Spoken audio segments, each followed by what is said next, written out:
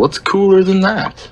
Like, I remember walking into my mom's office one day, because in high school I'd go at the hospital to eat lunch with her, like drive there to eat lunch with my mom. And I walked in one day and I'm like, oh, it's one of those days. Because this guy thought there was like imaginary bugs on the floor and ravens coming out of the wall to come and get him. Like, he was freaking out. I'm like, I'll just see you later. And just shut the door and just walked away. Like, my mom had a lot of days like that. A lot of people. Really? Mm-hmm. Yeah, it's got to be hard.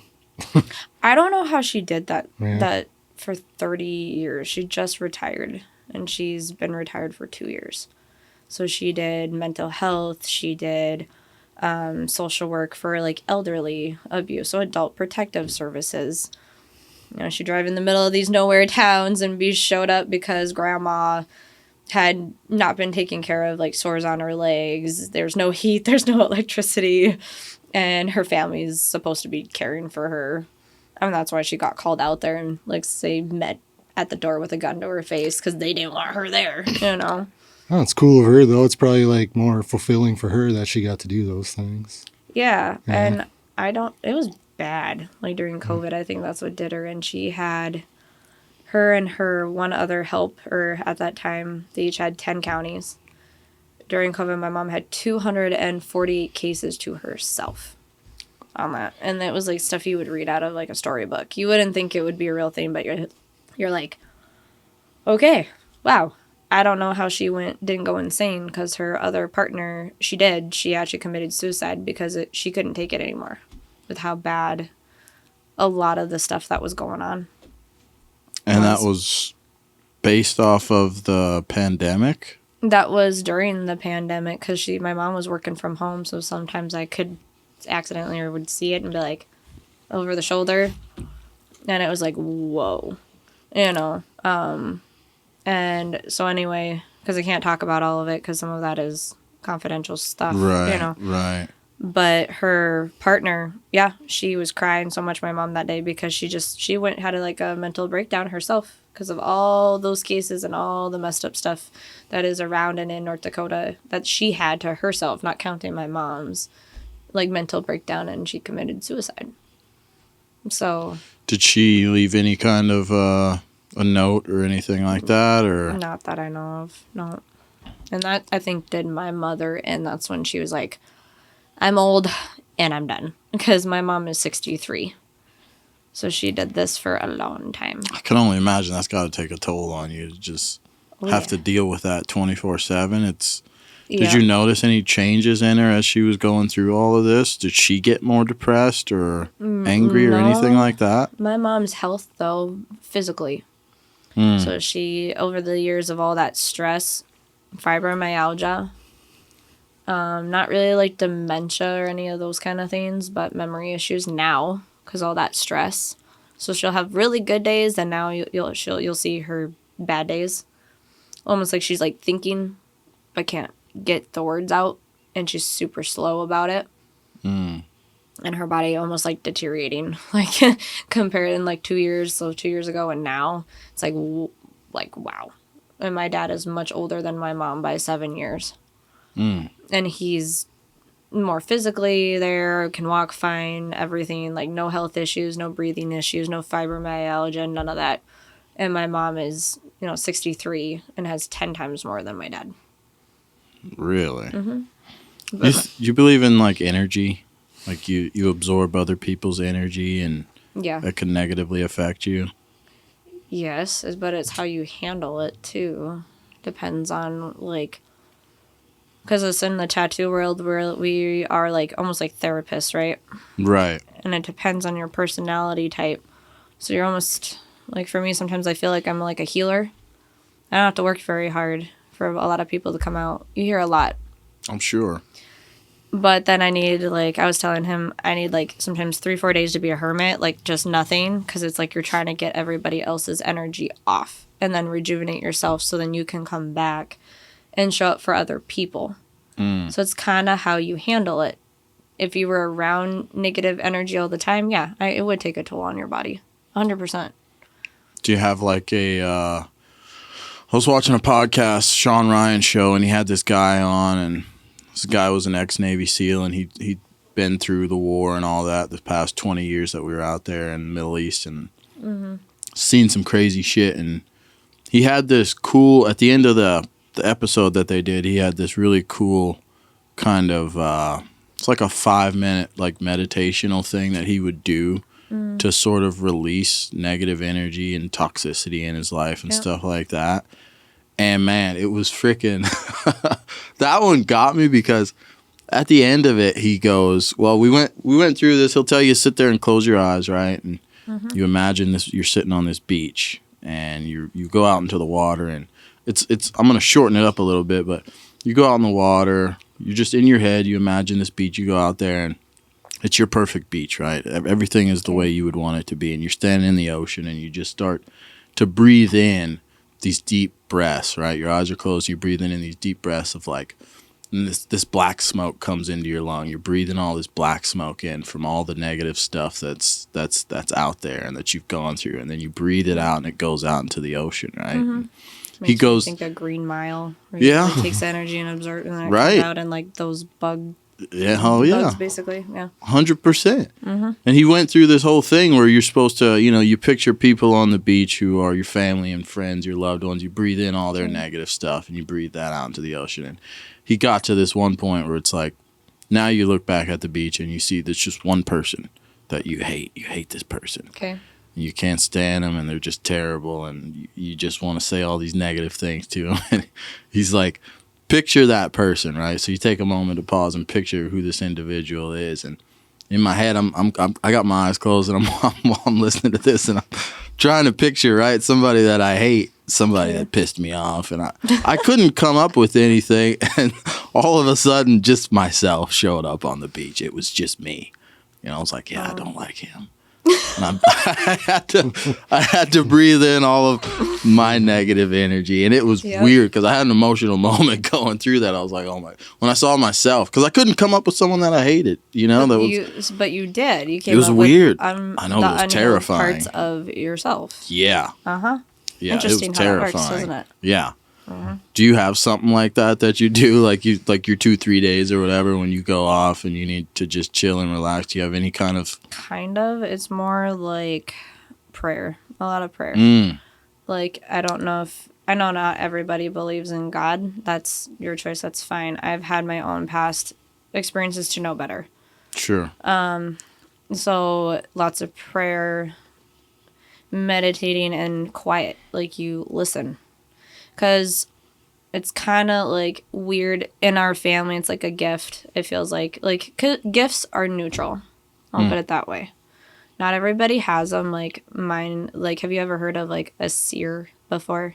Ever? Seer. Mm-hmm. Yeah.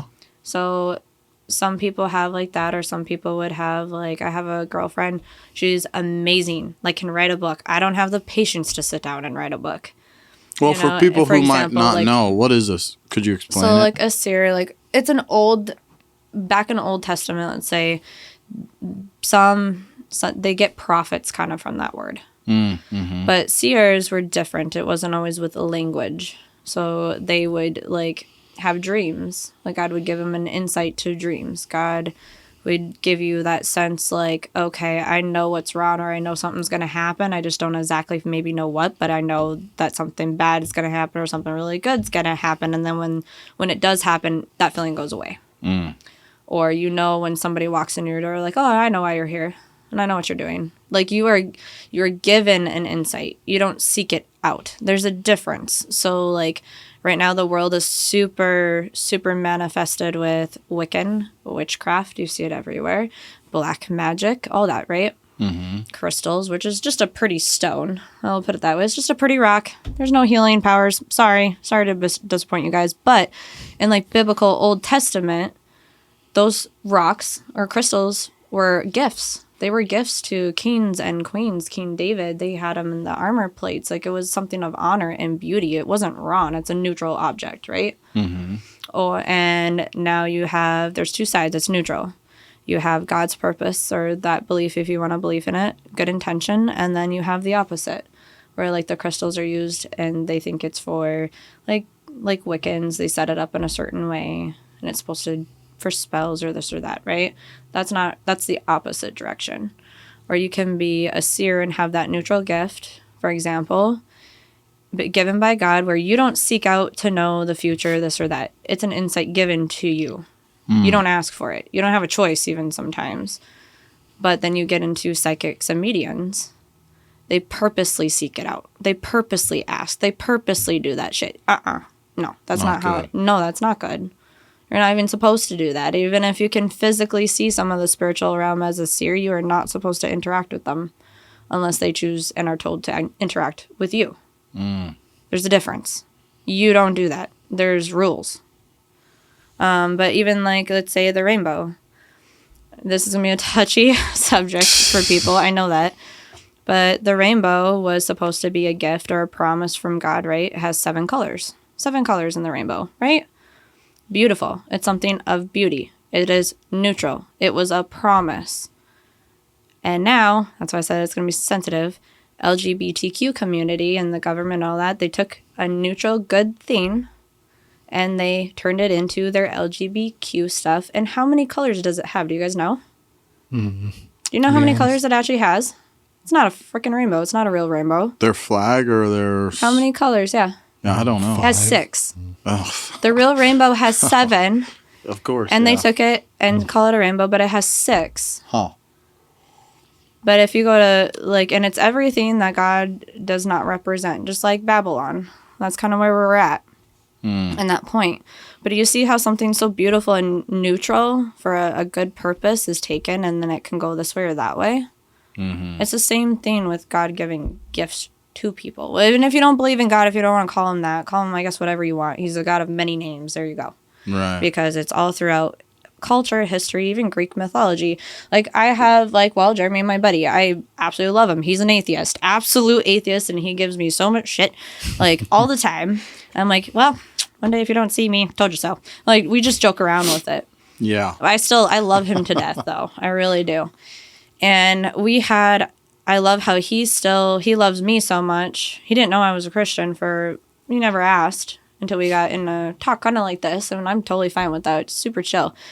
And he had good points, and I actually agreed with him, and he goes, I don't think I've ever had a Christian actually tell me I was right. I'm like, well, you're not really fully wrong. You're not, because we got into, like, Greek mythology and things like that. That goes way past. A lot of Greek mythology, if you actually study, is technically biblical.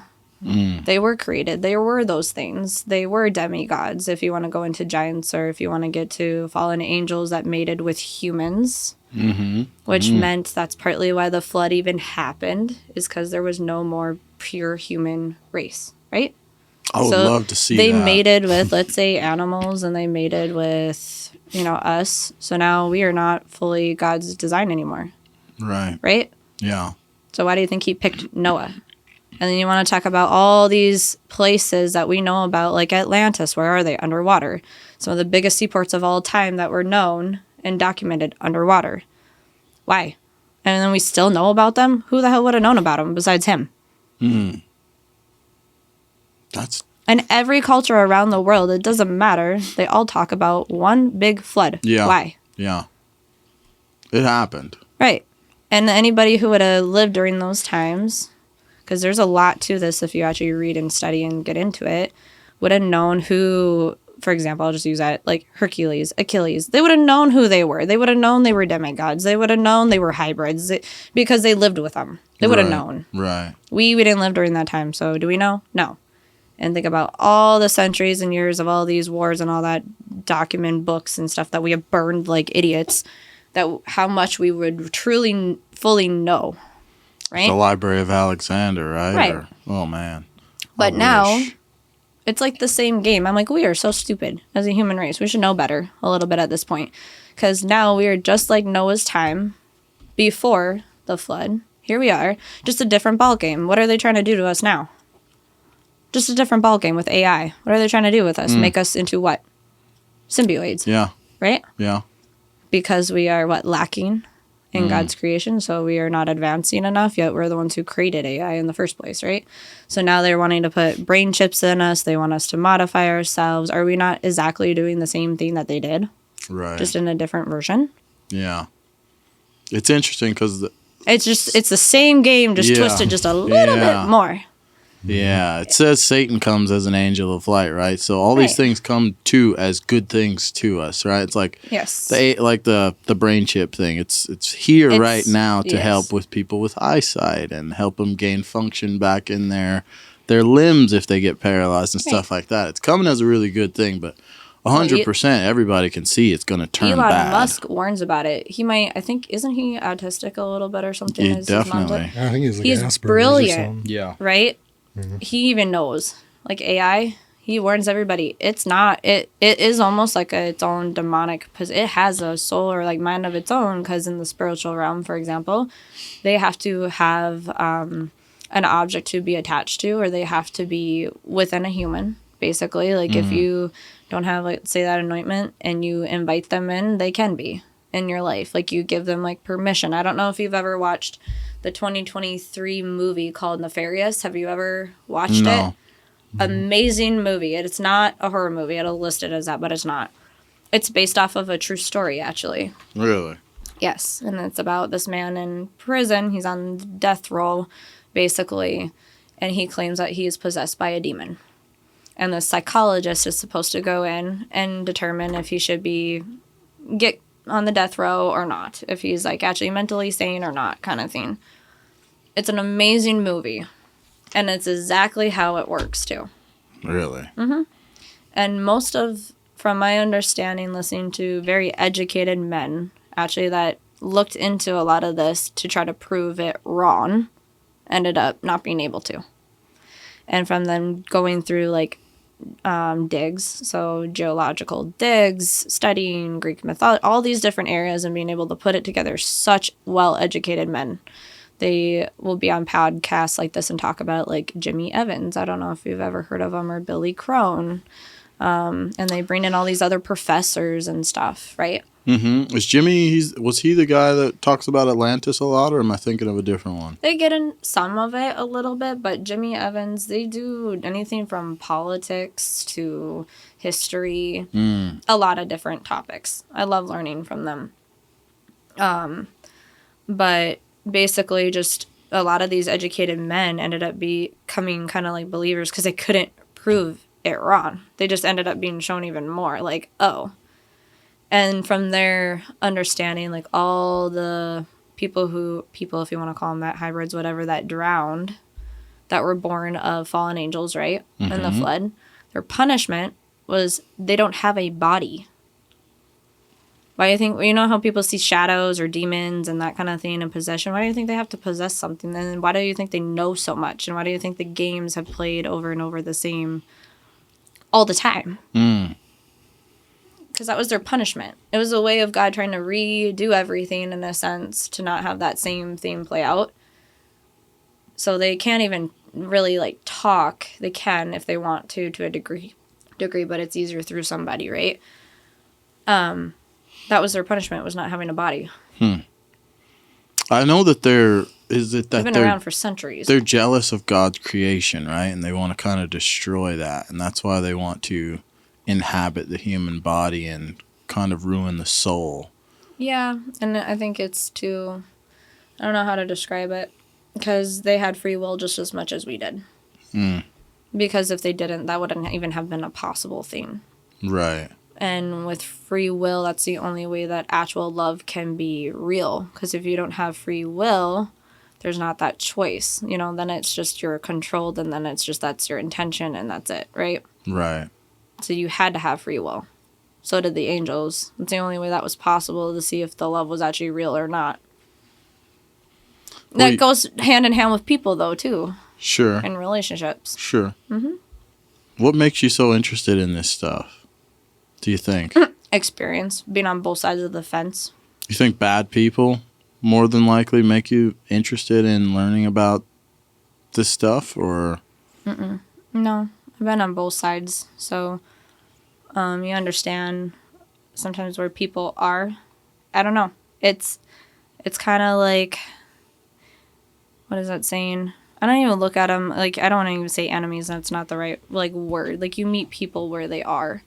right? But also some people who are just dead set in their ways, that is how they feel. Why would you not want to understand how they feel or like where they're coming from? Sure. I'm a perspective person. So I'm like, why do you feel the way that you feel or think the way that you do? And that's totally fine. It's not like a judgmental thing, but it's like wanting to know, even like in, let's say, a King's game, you want to know your enemies and keep them closer, because the more you know about them, the more you could play the game better. An example, right? Sort of. Yeah, it's a smart Kind of like move. that, but without condemnation. Sure.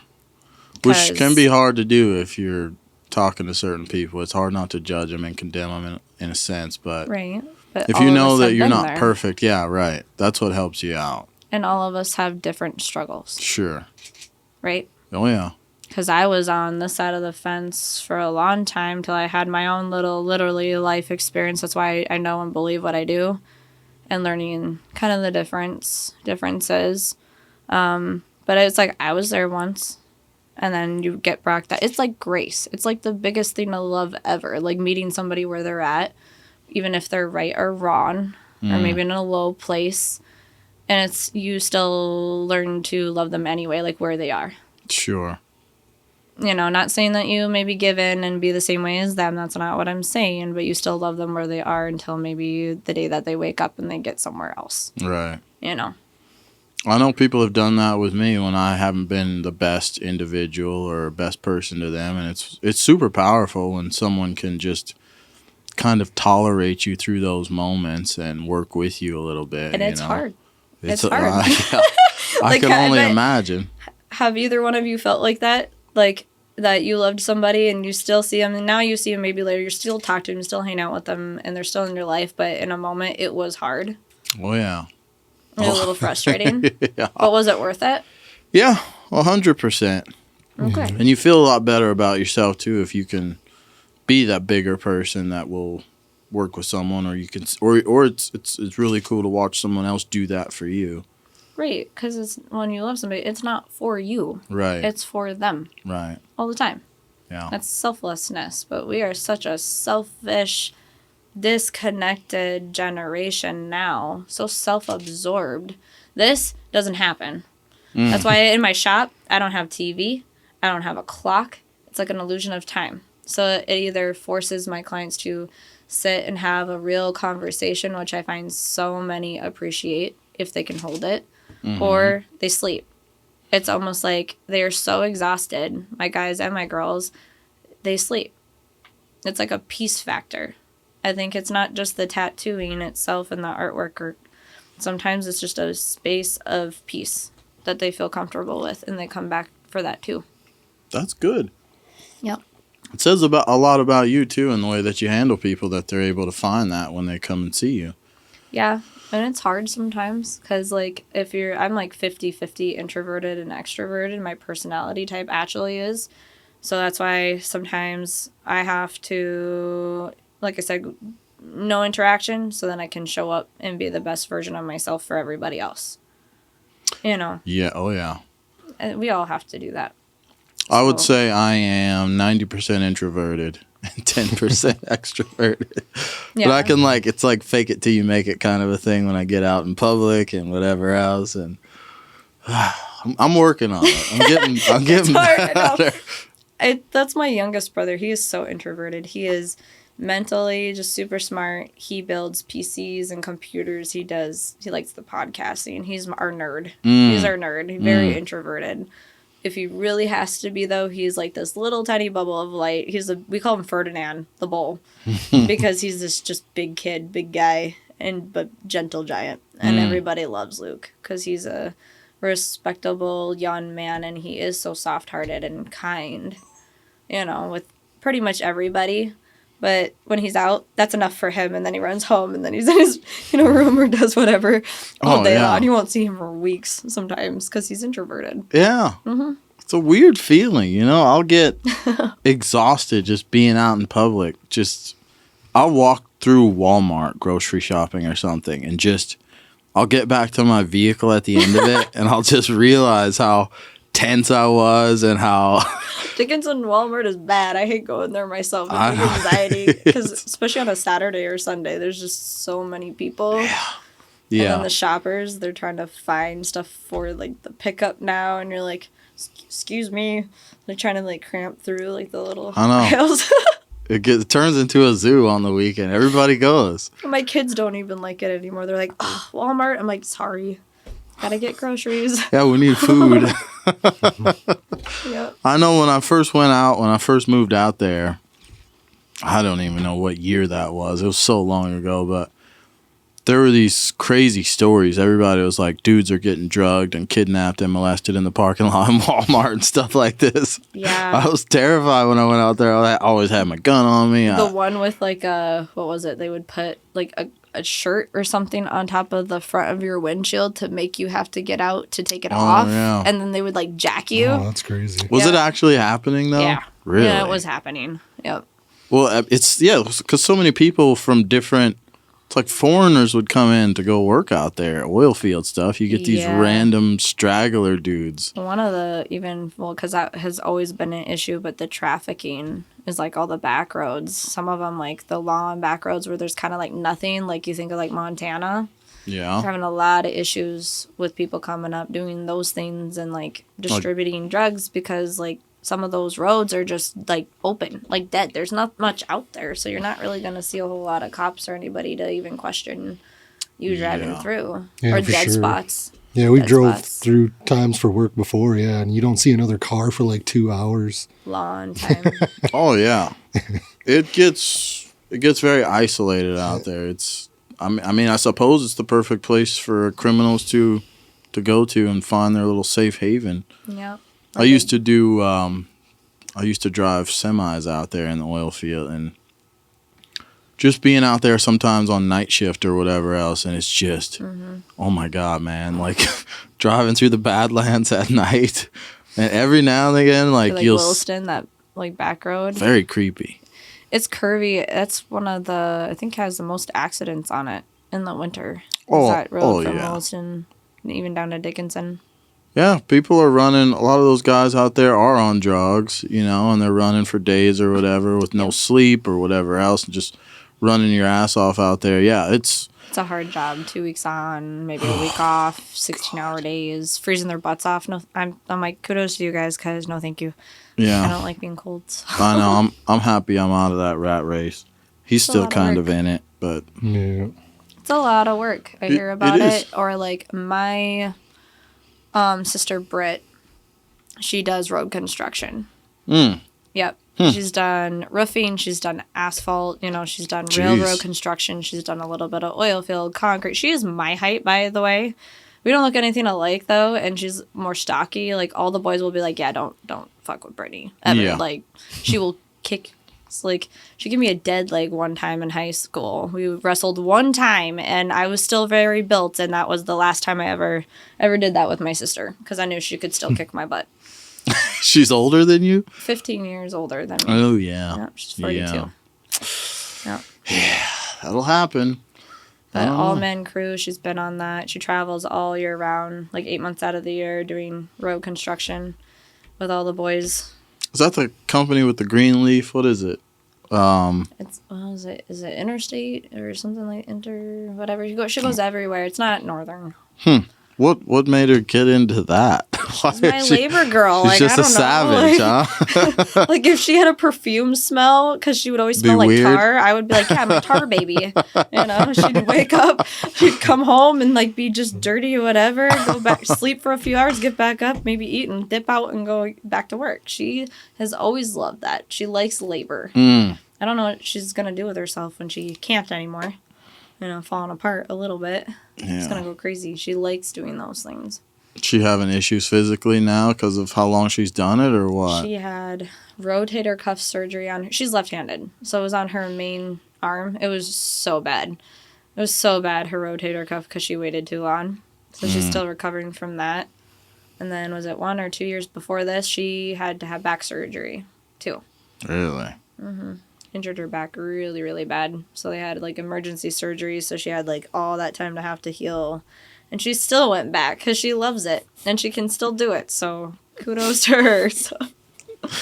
It's weird sometimes. An easy job, like I operate heavy machinery now, like big dozers and off-road trucks and all that stuff. And it's funny how you'll be just sitting in a seat, and it's like you can do this for years, but you find out these guys are getting they'll have crazy neck injuries, crazy back injuries. Like your body just goes to hell, but I'm sitting in a chair.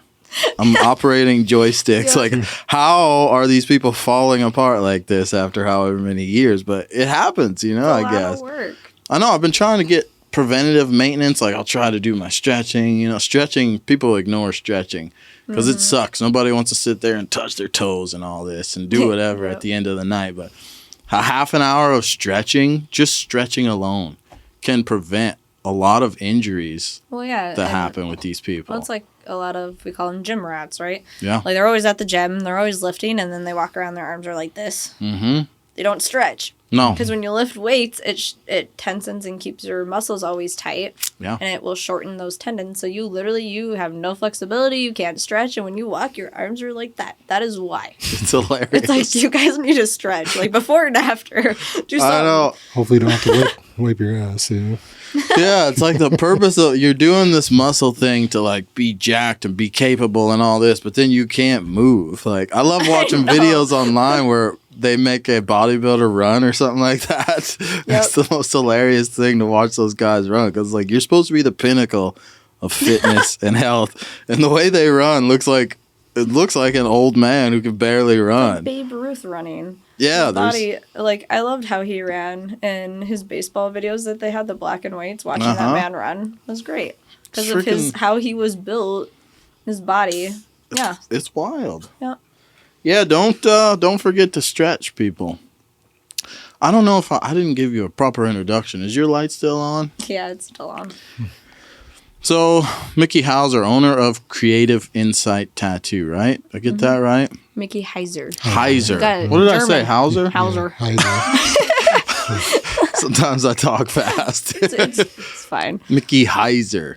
Yeah, well, I'll try to put your information up. You'll have to send it to me. I'll try to put your information up on this video somewhere so people can get a hold of you. And I was also telling somebody, hopefully, if I ever want to get a tattoo, I'll try and see if I can get out there. Maybe you can do the first one. We'll see. I've been really thinking about it, actually. And if not me, I got friends, too. Actually, because you live up here. I know quite a few of them up here that are just as amazing. All different personalities and styles, but they're all really good at what they do up here in Bismarck. Yeah, hell yeah. Yeah. How many tattoo places are there out where you're at? Do you know? I want to say like 5 right now in Dickinson. Well, that's it? I want to say at least 5 because let's see, the Old Hospital, Body Temple, Altered Ink, me, and like in the flesh, and she's got people like apprentices and stuff. Yeah, so about 5. Do you kind of know them all? Yes, I do. It doesn't mean that we all like get along necessarily, but yes, we all like know of each other or can at least be respectable most of the time. Some of us are more friends with others because that comes with the territory tattooing too. Right. Just like up here. It's like that up here, but everybody for the most part, I think more so Bismarck atmosphere and like people I know in Fargo. Like I have a lot of friends even out of state. It's like a mutual respect for the industry. So like you might, let's say not fully like somebody, maybe personalities clash or something, but there's still like that mutual kind of like respect, like civil. Yeah, that's what we have. There. Yeah. Just we clash all the time, but he's got to be here, so it is what it is. He kind of came up with the logo. He's got a stake in the company. Yeah. So yeah, you grew up in Dickinson. Yep. I wanted to hear a little more about your dad, I guess. My dad, huh? Is he still alive? Yeah. Yeah? He's still alive. He's you have a good relationship with him? I'd say decent. I was a daddy's girl. So, I mean, I honestly butted heads with my mother way more. Really? Yes. We knew how to, like, push each other's buttons than my dad. But my dad, very stern, old school, very straight. He could be really hard on you. Like, I told you once, you better do it. Or I told you 3 times, you're in trouble. Yeah. So you do what you're told. Like, and I liked my dad, though, because I don't want to say treated me as the boy before my brother was born, but yeah, because me and Luke are 8 years apart. So I kind of was that Tom girl. Like, my dad's like, you're going to help me in the yard. You're going to know how to do this. You're going to help me with working on our 55 Chevy Bel Air, or sit and watch me in the garage, and camping, hunting, fishing, like all of that stuff. But I love it anyway. I still love it. Right. And then him being super kind of like hard on me and Britt too, in different ways. Once we left the house, though, like I moved out at 18 and I was a young mom right away at 17 with my daughter, who's now 10. I was okay, though. Like, for the most part, I was okay. Because he taught me how to be okay. Like, my mom is more the nurturer, like, she'll baby you to death, that kind of thing. And my dad's like, no, like, you need that. And so you like the harshness once you appreciated it later. You didn't like it right away. No. Like, sometimes you didn't like him at all sometimes. And then later you're like, you know what? I'm so glad that you did that, because I probably wouldn't have known what to do. Or I would need everybody to, I don't know. I went to college and I had grown-ass men and women being like, hey, could you do my laundry? I'll pay you. And I'm like, you don't know how to do it? Like, what? Or I had my own place. I had my own stuff, and I was a single mom, even off campus, and paying for all my own bills. Yet in, like, college, you had people my age having mommy and daddy pay for everything. That does not exist in my family. It was like 14, I'm like, Dad, I want a cell phone, this little black and white, no camera, text only, minute phone. He's like, yo, you want a phone? Go get a job. I'm like, really? I'm 14. Yep, get a job. So I started coaching for my coach. And that's how I paid for my phone bill. Or like my 16th birthday, he surprised me. Oh my gosh, I loved and hated him at that point, because he made me move everything out of this double stall garage at 16 years old. And it would rain, so then I had to move all this, like, I'm talking a fridge and, like, big appliances that were stored in there. Because my family, by the way, would buy old houses, remodel them, flip them. So we were moving all the time. Oh, yeah. All the time. And that double stall garage was full. So my dad's like, I need you to clean out the garage. I'm like, oh, fine. And he knew I could do it because of being in gymnastics. He's like, you don't need help. Here's a dolly. Thanks. Yeah, you were cool. jacked. Yeah. I could move a fridge by myself. Cool. Fine. And I moved and that stuff out. I was so mad 3 times in 3 days because of the damn weather. I was so pissed. And I finally got it all cleared out and the one side all clean and exactly how my dad liked it, because he was really particular. He's very OCD, so he's really very particular. It's like a love-hate thing with that. It's appreciated and hated all at once with my dad. Just to have my 16th birthday, he's like, yeah, go out in the garage. And I'm like, what do you mean? And he's like, go look. And there is my first car. It was this cherry red sport Pontiac Grand Am 2003. Real tinted nice. Black windows. Hell oh, yeah. man, I love that car. Wait, Grand Prix or Grand Am? Grand Am. Grand Am, okay. 2003. Oh, nice. 2-door, cherry red. Man, I was a target, though, at night. I never could get out of trouble. A cherry red car at 2 o'clock in the morning. Yeah. Plenty of tickets on that one. We stopped, like, what are you doing? Oh, you're Lori Heiser's daughter. Yeah, I'll just give you a warning. You'll get it when you get home. Shit. Damn. Because all the cops knew our mom. It was great. Couldn't get away with anything. But, so he would make me do stuff like that. Just, and then I was all surprised and excited, but in the moment, you're like, oh my gosh, I hate this so much. Like, he's making me clean this whole garage, and I keep having to do it over and over. Mm-hmm.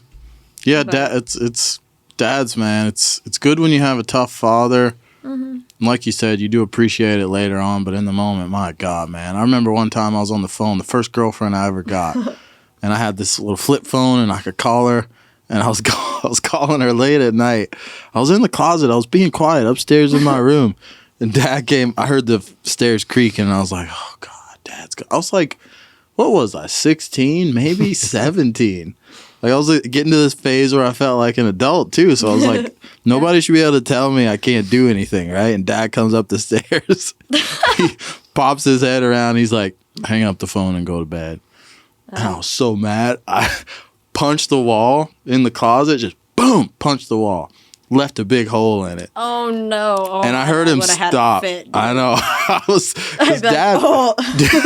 That was not something that you do at my house. No, you didn't do that at our house either. No. And I heard him stop. He was going down the stairs, and I heard him when I hit the wall. I heard him stop, and he came back up, and he looked around the corner, and he just looked at me. And you're like. I was waiting for him to. I was waiting for him to say something. Yeah. That was the one time he showed incredible restraint. He handled it really well. He just gave me the look, the dad look. He just looked at me all it took. And went back down. Yeah, and I was like, oh my God. I don't know if your dad was that way. Like sometimes my dad, he wasn't always the nicest with his words. He was not really good at ever apologizing either. I think I only had him truly apologize to my face like maybe 3 times ever. Or I learned, because I think he had such a hard time doing that as like a man kind of maybe, because that just wasn't his nature. He was not like I'm gonna hold your hand or those kind of things. Right. But my dad was the one to be like, I'm gonna do a daddy-daughter date and I'm gonna take you shopping. I loved shopping actually with my dad because he was so good at buying clothes. He used to even do that with my mom and pick out dresses for her. Like, he was so good at it. Yes. He picked out my style better than my own mother. So I loved shopping with my dad. Or he would bring you, like, our thing, Valentine's Day, growing up, stuff like that. He'd always get me yellow roses. So that's like me and my dad's thing, is yellow roses. All the time. Really? Yes. I was going to ask. Yellow roses. You're a lady. So... what are the occasions, right? There's roses, there's red, there's white, there's yellow, is there another color? I'm sure there are. There's but blue. Yeah. Blue roses, which are super rare if you can get them. All right. Real ones. Yeah, I heard you don't just get red roses. It's got to be like some specific occasion, right? If you just want to give someone a rose, like your girl or something, is it a yellow rose? Is that the best one to do? What is it? Friendship or something. Yeah, yellow's for friendship. So I don't know. That's like yellow roses between like my dad and I. Like I was a daddy's girl and he was like kind of like my buddy. And sometimes, in certain moments. Other times he was like your parent. Right. You're not supposed to be like your friend all the time either. Right. But that was probably why he picked yellow, because I'm his daughter. Like the relationship dynamic is different. Sure. So for like your wife, or I guess if you've been with your girlfriend a long time, I'd say like red, because that means like love, or maybe like I don't know, I can't remember what orange means. Yeah, I've never known. Mixture in there. I'm colorblind too, so I probably You're wouldn't colorblind? even. Yeah. What is that like? I'm colorblind. I'm curious.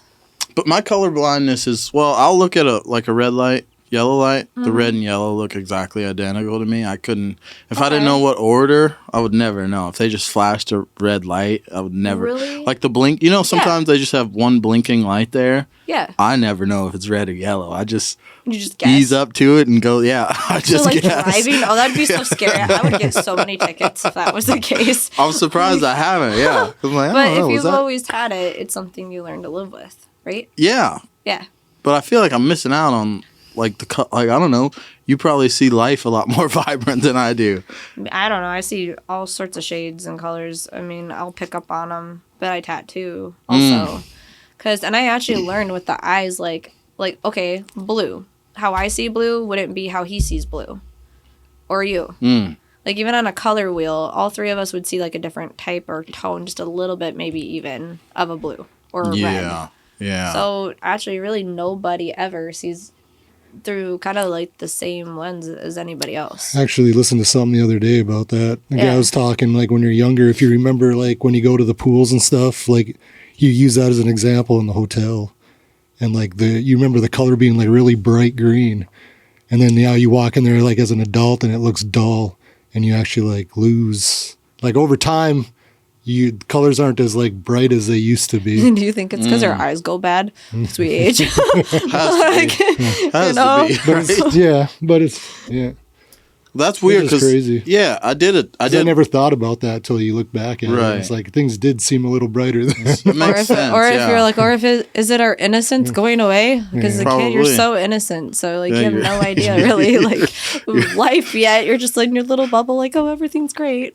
Yeah, you're dulled with sin later on. It's like they hit age 10 and life hits you, and you're like, oh man, it's not all roses. Great, what happened?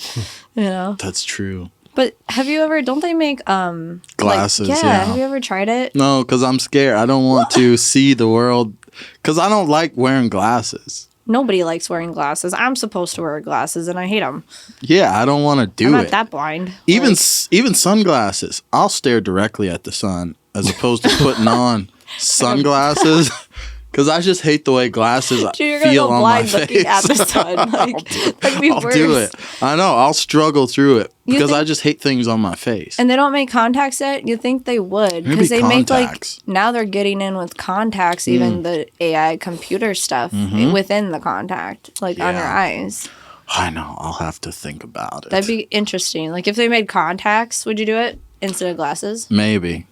I'm going to get blue contacts. be the weird color? Guy. No. Yeah. But I actually did a colorblind test and it didn't even say, because like I said about the lights, I can't differentiate between the orange and the red or whatever the hell it is, yellow and red.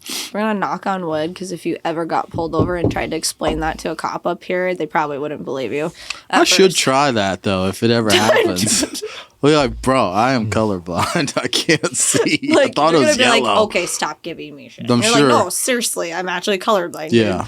You better record that. I know, I'm sure. It's on the podcast. I'll refer him to this. You record for your ticket. This guy said he was colorblind. You're like, here's my proof. Okay, I really am colorblind. And that judge is going to look at that cop like, really? Come on, we have bro. a case like this. We have to deal with this now? Yeah, this is ridiculous. It'd be so embarrassing for that cop. But my test actually showed that I'm not even... The test I took showed that I'm green colorblind. Green. Which is weird. Shades of green I can't see. It didn't say anything about oranges, reds, or yellows. So I don't know. But I hate it because, I look around and I'm like, I don't know if the world is less vibrant for me or whatever. I don't like that. See it differently. Yeah, I see beauty. Right? I can see things. So, I don't know. Maybe one day I'll get the glasses. Probably not. By that time, it's going to be contacts, and then you'll do it. You wear contacts? I should. I don't, because they're expensive. See, that's why I wouldn't. Sensory, issues with, since that runs in my family, too. Me and my brother are polar opposite with sensory issues. It's a neurological thing with the brain. So I didn't my mom would have to fight me to put socks on, seriously, or jeans, because I hated materials and fabrics, seams. I was that kid that would have rather ran around butt-ass naked because it just felt better. I didn't like clothes. Damn. Where Luke, my brother, was noise, sound. So if it got too loud and he got overstimulated, I was old enough, I had to watch him. It was miserable for me. Because if I babysat him and that happened, he'd throw extreme fits. He would grab his ears like this and just scream and have a whole meltdown because he was so out of tune. His neurological system was out of line. Really? And then things that worked for him to fix it, to ground himself, would piss mine off. So my mom had to separate us from rooms because his calming would trigger mine badly. Damn. Wow. Two polar extremes. Yeah. Do you notice any of that in your kids? Anakin, my son, has it. I caught it at 1.5 because I already knew. I could see it. Yes. Because once he started to be able to sit up, he'd sit on his crib against the wall and he'd hit his head. And that's their way of trying to reestablish and ground the neurological rhythm that all of us have. It's their way of trying to sink and be calm again. And that's the first sign of sensory issues. A lot of parents don't know that. I only do because I had it. Luke has it. Learning about it because we're 8 years apart and I had to watch my brother all the time. Sometimes I hated it. I dreaded it. We called him the monster because he was an awful child. He was colicky and he was the sensory and the fits. I don't know how my mom did it because it was that miserable till he hit maybe 10. Really? Yep. Or like their time clock gets messed up. So like not sleeping. So this doctor, my mom got so desperate with Luke at that point, they came up with like light therapy. You guys know like red, green, blue. No, like, I these don't. Lights. Yeah. What? Oh no! Colorblind. Gosh. Well, there's light therapy though, or like how sound. So there's sound therapy, right? We know that some sound links have cured cancer. They just don't give it to us, right? There was a doctor and he ended up dying. He cured 70 cancer patients with like a sound box. And he was dead not too much longer after that because he came to the Supreme Court with 70 patients that were cured from cancer using a sound box. Doesn't that piss you off? Yes, it does. They have cures for it. Oh, yeah, but they make more money off of us dying. Like, that's greed, right? But, so it's kind of like that with the sensory stuff. My mom and this doctor figured it out. This is long, like, time ago, right? Because Luke is going to be 21. My mom, to set his time clock, would sit him in front of this blue light therapy, like, lamp kind of thing for an hour. Like, read him a book or something, you know, before bed. And over time, he was fine. It set his time clock again. So then he finally started sleeping and it got better. His behavior got better because he was getting realigned. You know, like kids need structure. But sometimes when their neurological pathways are out like that, they can't. They can't help it. They're trying to regulate themselves and don't have full control over it. So you have to help them get grounded again. It's like your sleep. Like if you lack sleep for days, I bet you're cranky, right? Like you're not fun to be around. Same with a kid, right? Yeah. Bring sensory issues into that. They are like holy hell because they just don't know what to do with themselves at that age. So light therapy can help that? As an adult too? Yeah. As an adult, even like red light therapy actually has been proven, and well, we are so behind up here, like rejuvenating like women after childbirth. Red light therapy, like rejuvenating their like, I'm just gonna say that, but vagina walls after childbirth, the tissue. It's like, what was it, 85-90% proof of it working.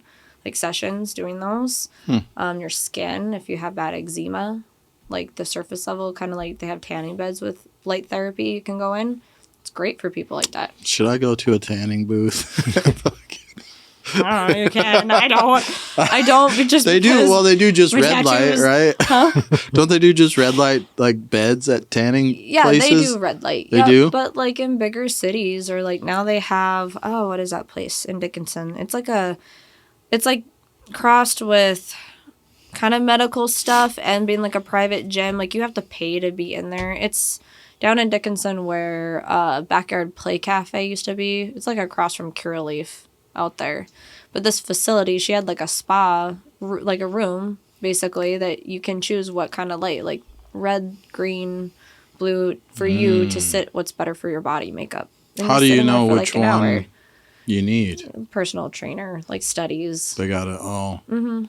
Yep. I'd love to do something like that. It does work. It works. Yeah. But you have to like kind of be like consistent with it. You know, you're not going to see or feel that way right away. That's like anything. I want the quick fix. Right. Yeah. Everybody wishes they did. No. Yeah, Dad calls us the microwave generation.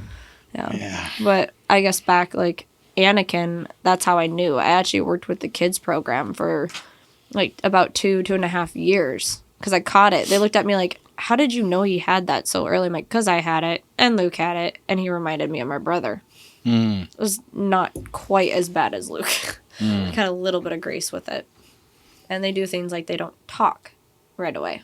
Took Anakin until he was like 3, so we did sign language and had to break habits like he would pocket food and not swallow it. So you just walk around the house with food in his mouth. Yes. And you're like, dude, you gotta swallow that. You can't just pocket that all day like a gopher. Yeah. So me and the lady from kids program were like, okay, how are we gonna fix this kid so he swallows his food and like fix that part of the sensory thing? And so I would invite her over for dinner, like with me and my kids, and we'd sit there and she's like, you know what, I have a good idea. She grabs a mirror, like a little hand mirror, and sits it in front of my son, and he's like 2.5-ish, 3 almost, and it's like, Anakin, look at your mouth and chew your food 10 times. Like, showed him how to do it. And it was like a visual. So it's like because he could see himself chewing his food, and then she'd be like, now swallow your food. So he'd swallow it and then go, open his mouth. see he had nothing in there. And that fixed it. It was like, really? If I would have thought of that, I would have just done it myself. Huh. Dumbest sounds like the dumbest thing ever, but it worked, and he stopped doing it. We just kept doing it, and then he never had the issue again. That's interesting. Yeah. Well, what the hell? Yeah, like, I would have never thought, here, let me just stick a mirror in front of my son while he eats. Yeah. What parent is going to think of that? Not very many. No. Mm-mm. I suppose that's why we need professionals, right? Well, sometimes even the professionals don't know what to do. It's like, well, we're going to try this, see what happens. Right, yeah, you need people to experiment. Okay. Yeah. That's how we figure out new stuff. What'd you say? It's a process of elimination. Oh, yeah. Mm-hmm. Yep. Yeah. So, was your dad, did he just fix houses and sell? Was that his job? No, that was my mom and dad's, like, couple hobby. It was like flipping houses. I hated moving so much, but they loved it, and they were so good at it. They can't obviously do it anymore. They're getting old. They have a hard time keeping up now. But that is what they loved to do, I think, together. You know, my mom was good with, like, decorating the house and interior stuff, and my dad was really good at making these beautiful, immaculate yards that would attract, like, wildlife. It felt magical. Oh, like, yeah. monarch butterflies would migrate to the yard every year because of all the plants he would do. Like bunnies, or when you would see a bunch of fireflies. Used to see more of them. Our whole yard, I'd catch them all the time. Yeah. My dad's like, you gotta let them go. I'm like, but I want to keep it as a kid because it's so pretty. It's like, you're gonna kill it. Let it go. We would catch them frogs and smear them on our faces. No, you didn't. Yeah, and then you'd run around the yard. Your face would glow. Really? Nope, didn't do that. Or like slugs. We'd find slugs, like big ones, because of all these things. But I didn't want to let the thing go, especially toads and frogs. Oh. I really wanted to keep those as a pet and put them in my little like tree house my dad had in this nice yard at the time as a kid. His way of teaching me a lesson, he put it in an unclean pickle jar. And then gave it to me. I was like, yeah, here. You can keep it for a week. Yeah, that thing died in a couple of days. And then it made me feel bad, so I never did it again. Yeah. It forced me to let the animal go. I never understood that. Was so messed up, but yeah. Kind of effed up. That was his way of teaching, like, here. Or goldfish, like, you would go as a kid, you know, like the spring flings that the schools do, and they would have, like, that ping pong ball game. Mm-hmm. And you could win goldfish. We would play that forever. I came home one time with, like, 10 goldfish. And my dad's like, oh, my goodness. He was not happy. Because then he had to buy a fish bowl. Yeah. Wow. Yeah, same thing. Killed all my fish. I never understood why girls like frogs. Frogs gross me out so much. My little sister she'll pick them up. I think she kissed one once. I was like, I always thought that's where you get warts on your face and all that. Those are toads, I think. Is it? Toads, yeah. Yeah, but frogs are so disgusting. They're slimy, they're green, they look weird. Just don't touch the colorful ones. I'd be that girl in like a tropical forest that has to touch it because it's pretty and then it's poisonous and you die. Frog, yeah. Yep. Or that's my sister. Like, she'll be on the road and she sent me this picture. I don't know what they're called. It's like a red, almost like a... Not a wasp. It's like a wingless wasp, but it's red. I forgot what they're fully called. She sent me a picture, and they're, like, super poisonous, apparently. And she's, like, holding it with, like, no gloves. Like, hey, look at what I found. I'm like, yeah, you're that person. You're 100% that person. Some people have that. I don't. Yeah. Somebody tried to make me hold a snake one time. I hate snakes more than anything. He's got a freaking, lizard? Yeah. Yeah, if I hold something like that, my hand will instinctively I'll try to kill it. Bearded dragon. Oh. My daughter loves lizards. Why in the house though? It wasn't my choice. I got stuck with it, but it makes her happy, so it's fine. And I don't mind touching really him easy. And holding him. They're so sharp though, like, and they are fast. No wonder they make a leash. I learned that. I was like, a leash for a lizard? That's stupid. Till we took him out one day, and Aaliyah decided to put him on the kitchen floor. Which was hilarious to watch him try to run on, like, a laminate floor. Slippery. It was so funny. Until he made it to the carpet, and he was so quick. I was more worried about him going inside the kennels with my 3 dogs. Because they're all wagging their tails like, yeah, buddy, hey, come on in here. Let's play. And I'm like, oh, yeah. Please don't. Please don't. And he made a dash for the couch. Because they're so tiny, too. They can sneak underneath. Mm-hmm. And I was like, oh, hell no. I went to pick him up, not thinking about it. And they have all those, I don't know what you want to call them, like horns on the side of their bodies. They are so sharp. Like, they'll cut you up. picking him up like that. And he's like freaking out, and I'm freaking out because I'm not a huge lizard person. I'm like, I don't know what to do. Just gotta go like Take under your the lizard. belly, like cup them under the belly, instead of like grabbing them from the top. Yeah, I think I 'Cause it's, like, it's all traumatized him. smooth. No, Just I cup them won't. under. No, I don't know. not gonna do He'll it. crawl like in the like a hoodie or something. He'll sleep with me. He'll sleep on the shoulder. Yeah. What's wrong with you? Aaliyah does that though. She'll like set, his name's Enzo, and she'll set Enzo right on her and just walk around the house with him. He's just chilling. Well, that's him. Just I'm like, nope, love you, but no. Why not get a cuddly like rabbit or something fuzzy that you can? Rabbits At least they're dry though. They're not like They you do. said. They're not They're like a terrible. snake That's that true. are slimy. You know, they're nice and dry. It's a lizard though. Does he come to you when you call his name? What's his name? Krull. Krull. It's from a movie. It's an old movie. They're kind of like a dog though. It's weird. I found, Yeah, I've seen that. like State Ave vet, I take my dogs there, and I was like wondering for the longest time when we got him why my little frug, Frenchie Pug Blue, I'm like, why are you just sitting there on like this little stool? You just stare at him for hours, just looking at him. I'm like, what is wrong with you? So I asked the vet about it. They're like, oh yeah, they become buddies. It's normal for dogs and bearded dragons to become like friends, I guess. And I'm like, that's just weird, but that explains why Blue would sit there for like 2 hours and just stare at him. That is really weird. Yeah. Yep. And I don't know. The dogs, they're pretty good about it. They haven't eaten them yet. Because Aaliyah, now if you don't take Enzo out, ever since we did that, he will go to the glass of his container and stick his tongue out. Like he's like kissing the glass or bobbing his head. They'll bob their heads. And that's how you know he wants to come out. Because he's bored. They're bored. So, yeah. I'm like, we're not doing like the YouTube video my daughter saw. This lady took her bearded dragon and like a little harness thing and car rides, and now their bearded dragon wants to leave the house, and they know when he Yeah. does. And I'm like, no, we are not doing that. That thing is staying home. That's So- the stuff I like to do with animals. Put them in little harnesses and walk them around.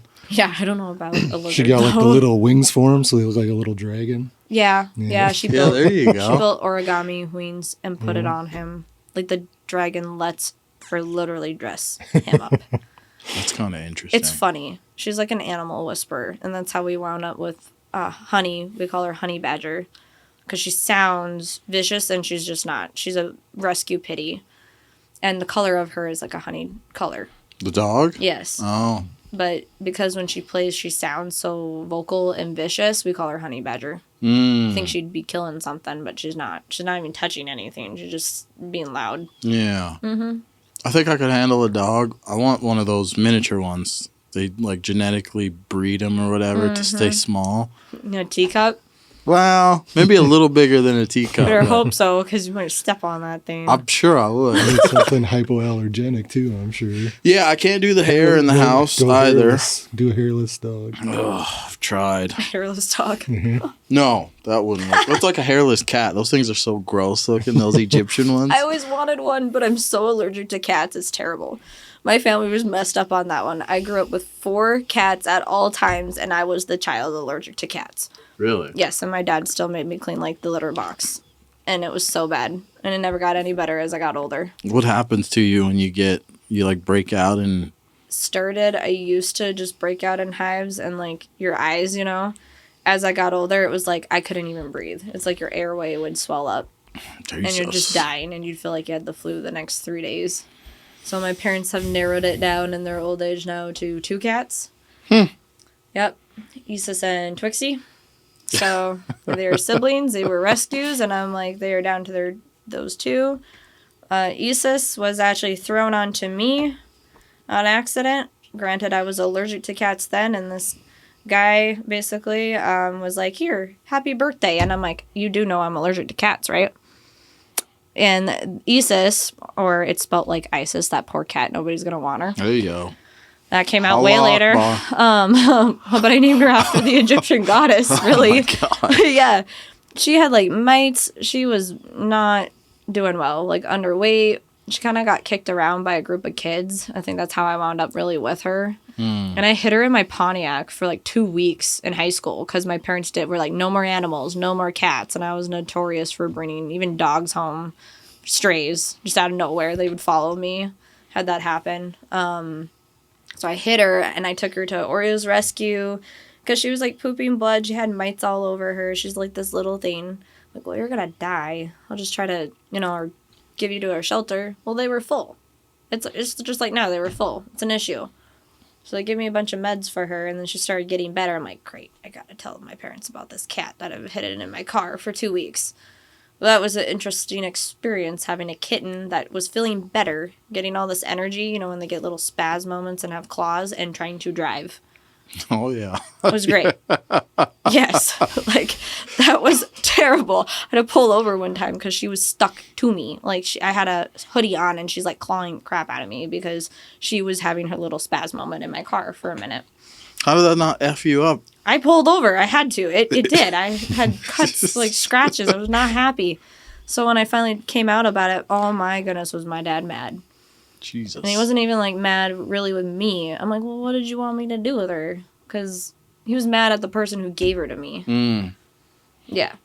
Yeah, I wish, because my dad has farm cats out there. They live on a farm, and we always want to let the cats in the house, right? Dad will never let it happen. I mean, he's getting a little bit better. We'll sneak him in sometimes. He'll just look at the cat. Like, why is he in here? But he'd love him because my dad's a cat person. We're working on him. Yeah. But it was like negative the past, week or whatever. It was like negative God knows what outside. We got a cat out there who's just a soldier, right? And he's a savage. So he'll go to neighboring places and he'll get in these crazy wars with other cats, just come back all jacked up, right? He's like the alpha cat of the whole neighborhood. 100%. See him bully all the other cats, yeah. Yeah, but it's like negative freaking 20 outside. He's sitting right outside the porch just looking at us when we look out the window. He's freezing. You can tell he's freezing, and he's got fur missing off his back and everything. We're like, Dad, why don't you just let him in? Dad's like, you see that fur he's got? God gave him that fur. He's meant to be outside. Some of them are. Some like being outside, but I don't know. My dad was always a cat person, and because they're not like a dog. Like, a dog's happy to see you all the time when you get home. You gotta play with them. They're like a kid. You have to play and be with them and whatnot. Cats, they just look at you like, you're like, here, come here. I'm so excited to see you. They're like, no. Don't touch me, peasant. Yeah. You observe. Most of the time. Cats can be that way. Can leave a week and give them food and water, make sure their litter box and they are good. That is Dogs what I like. Don't work like that. Yeah, that's what I like about cats. Yep. Yeah, my dad's a cat person. And he liked the cats more if he picked them. If my mom picked them, like Zoe, he fell in love with Zoe 3 months later. That's how that works. So he's like, that's the ugliest cat ever. She was like this cute rescue calico cat. Aww. And he's like, she's so ugly, And then 3 months later here, he's like loving her and laying with her. Like, oh, come here, Zoe. Like, yeah, okay. It's hard when they're little. They're so goddamn cute. I can't help it. I got to pick up a kitten. Sometimes. Some of them are like, what? I still try to love on them, yeah. They can be weird, though. So, okay, I'm trying to do like a little bit of a progression here. So what were you, 17? When you got pregnant? Yeah, in high school. First kid? Yep, Aaliyah.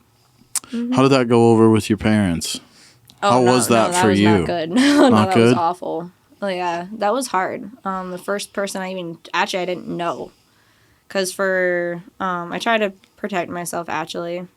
Love my parents, but they believed in abstaining. So, like, birth control, that kind of thing was like a no. Even I went and got it myself, like, 2-3 times. Because my parents didn't believe in it, they took it away. And then I got pregnant with Aaliyah. Because if you're on birth control and then you get off, it sometimes has like the reverse effect kind of thing. So I had Aaliyah. That I didn't know I was pregnant. I actually did gymnastics a whole full trimester. I wasn't even showing. I didn't even know. I didn't know until I started kind of like blacking out because I wasn't eating enough. I didn't think about it.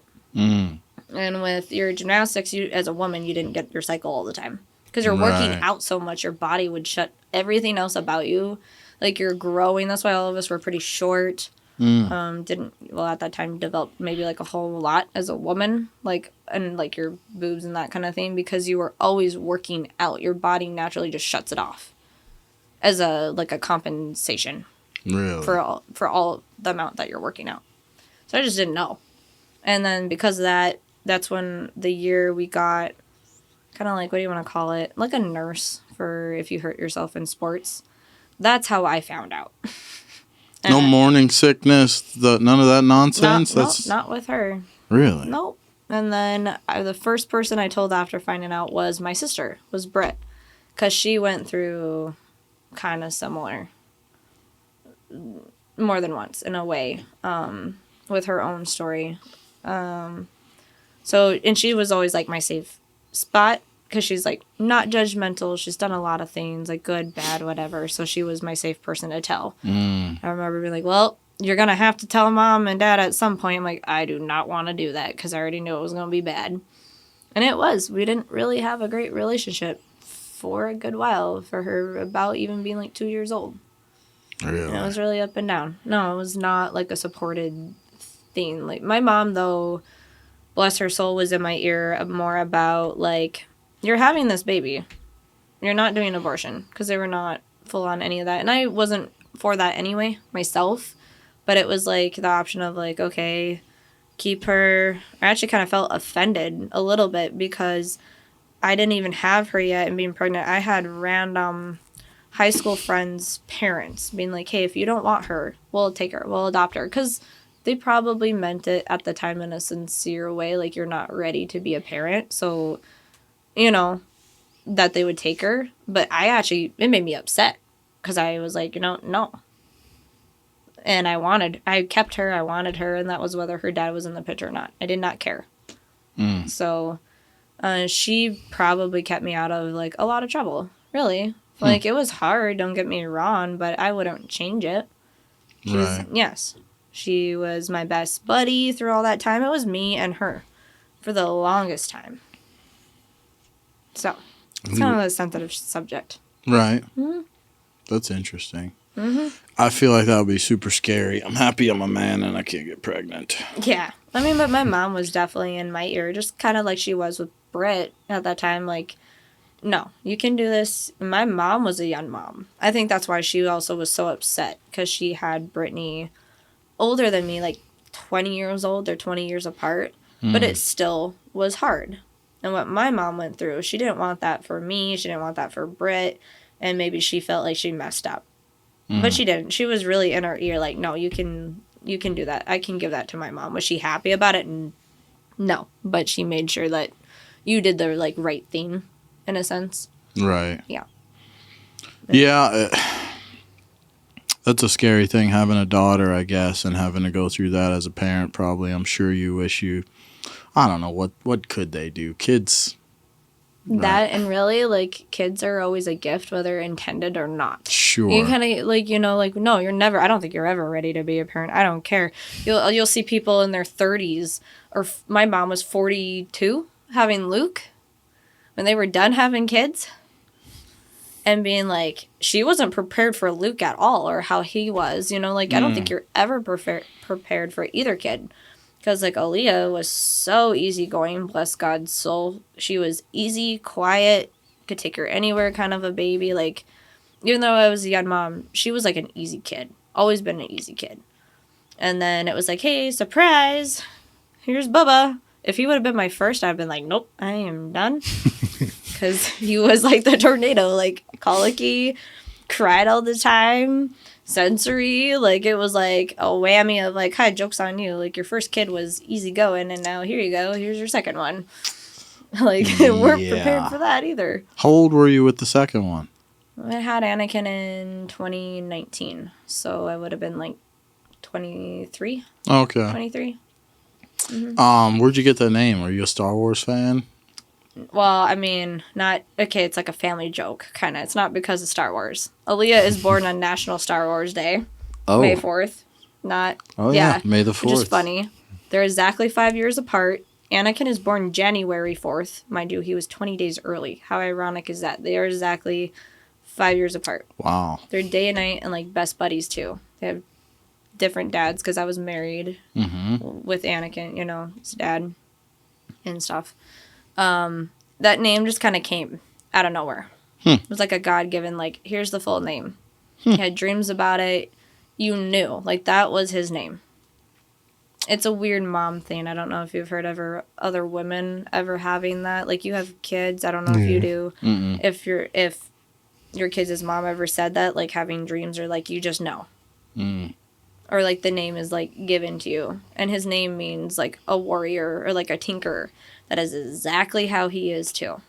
Loves to build, and take it apart a million times. Really? It's an awesome name. I love it. See, I grew up watching Star Wars, so that was the first thing I thought about. And everybody's like, that is an awesome name. And they say that too. I'm like, well, it wasn't because of Star Wars, but yes, it fits him to a T. He has a scar now to match it. No shit. He fell and really cut himself good one time. We had to get stitches. I have that picture of him in the ER sitting there, not amused. Stitches and that on his head. And it left it same place as Anakin Skywalker in the movie. I'm like, oh, gosh, dude. Just had to. He's blonde. He looks like him. God it's dang, so bad. man. He looks like Anakin Skywalker in the movie. When he's the kid version. That's dope. Or like the Home Alone kid. That's what Anakin looks like. He looks kind of like the Home Alone kid now. What's that kid's name? Movie. The Home Alone kid. Your mom, Macaulay Culkin? Macaulay Culkin, yeah. That kid. Are you talking about the other ones? Like there was the older ones and then they made like the newer ones, right? No, the old ones. Okay. The number 1 and 2. Those are my son's favorites. And we laughed so hard during Christmas because he was standing and singing Anakin was. And we took a video of him, like the movie playing, and my son. And you're like, look at the... It's like the same person. I'm going to need to see a picture. So you ended up going to college in Dickinson? I never went to college. What was it like for you? What'd you go for? Exercise science. That's right. I wanted to coach or like personal training, or if you were like on an NFL, let's say football team, someone hurt themselves, you were the person they went to see to like wrap, do whatever to help them fix. Like I know how to set bones, I know how to wrap a sprained ankle, arm, all that stuff. I hated college. It was not for me. Why? Well, I never actually saw myself going to college. It was kind of like that, please your parents. My parents wanted us to go to college. Britt never went because it wasn't for her either. And I didn't really want to go. And I got into it thinking, okay, I want to do exercise science. And I get in there, I'm like, this is not what I want to do. And I absolutely hate this right now. And I didn't qualify for help, like FAFSA, even though I was a single parent. I was off campus with bills.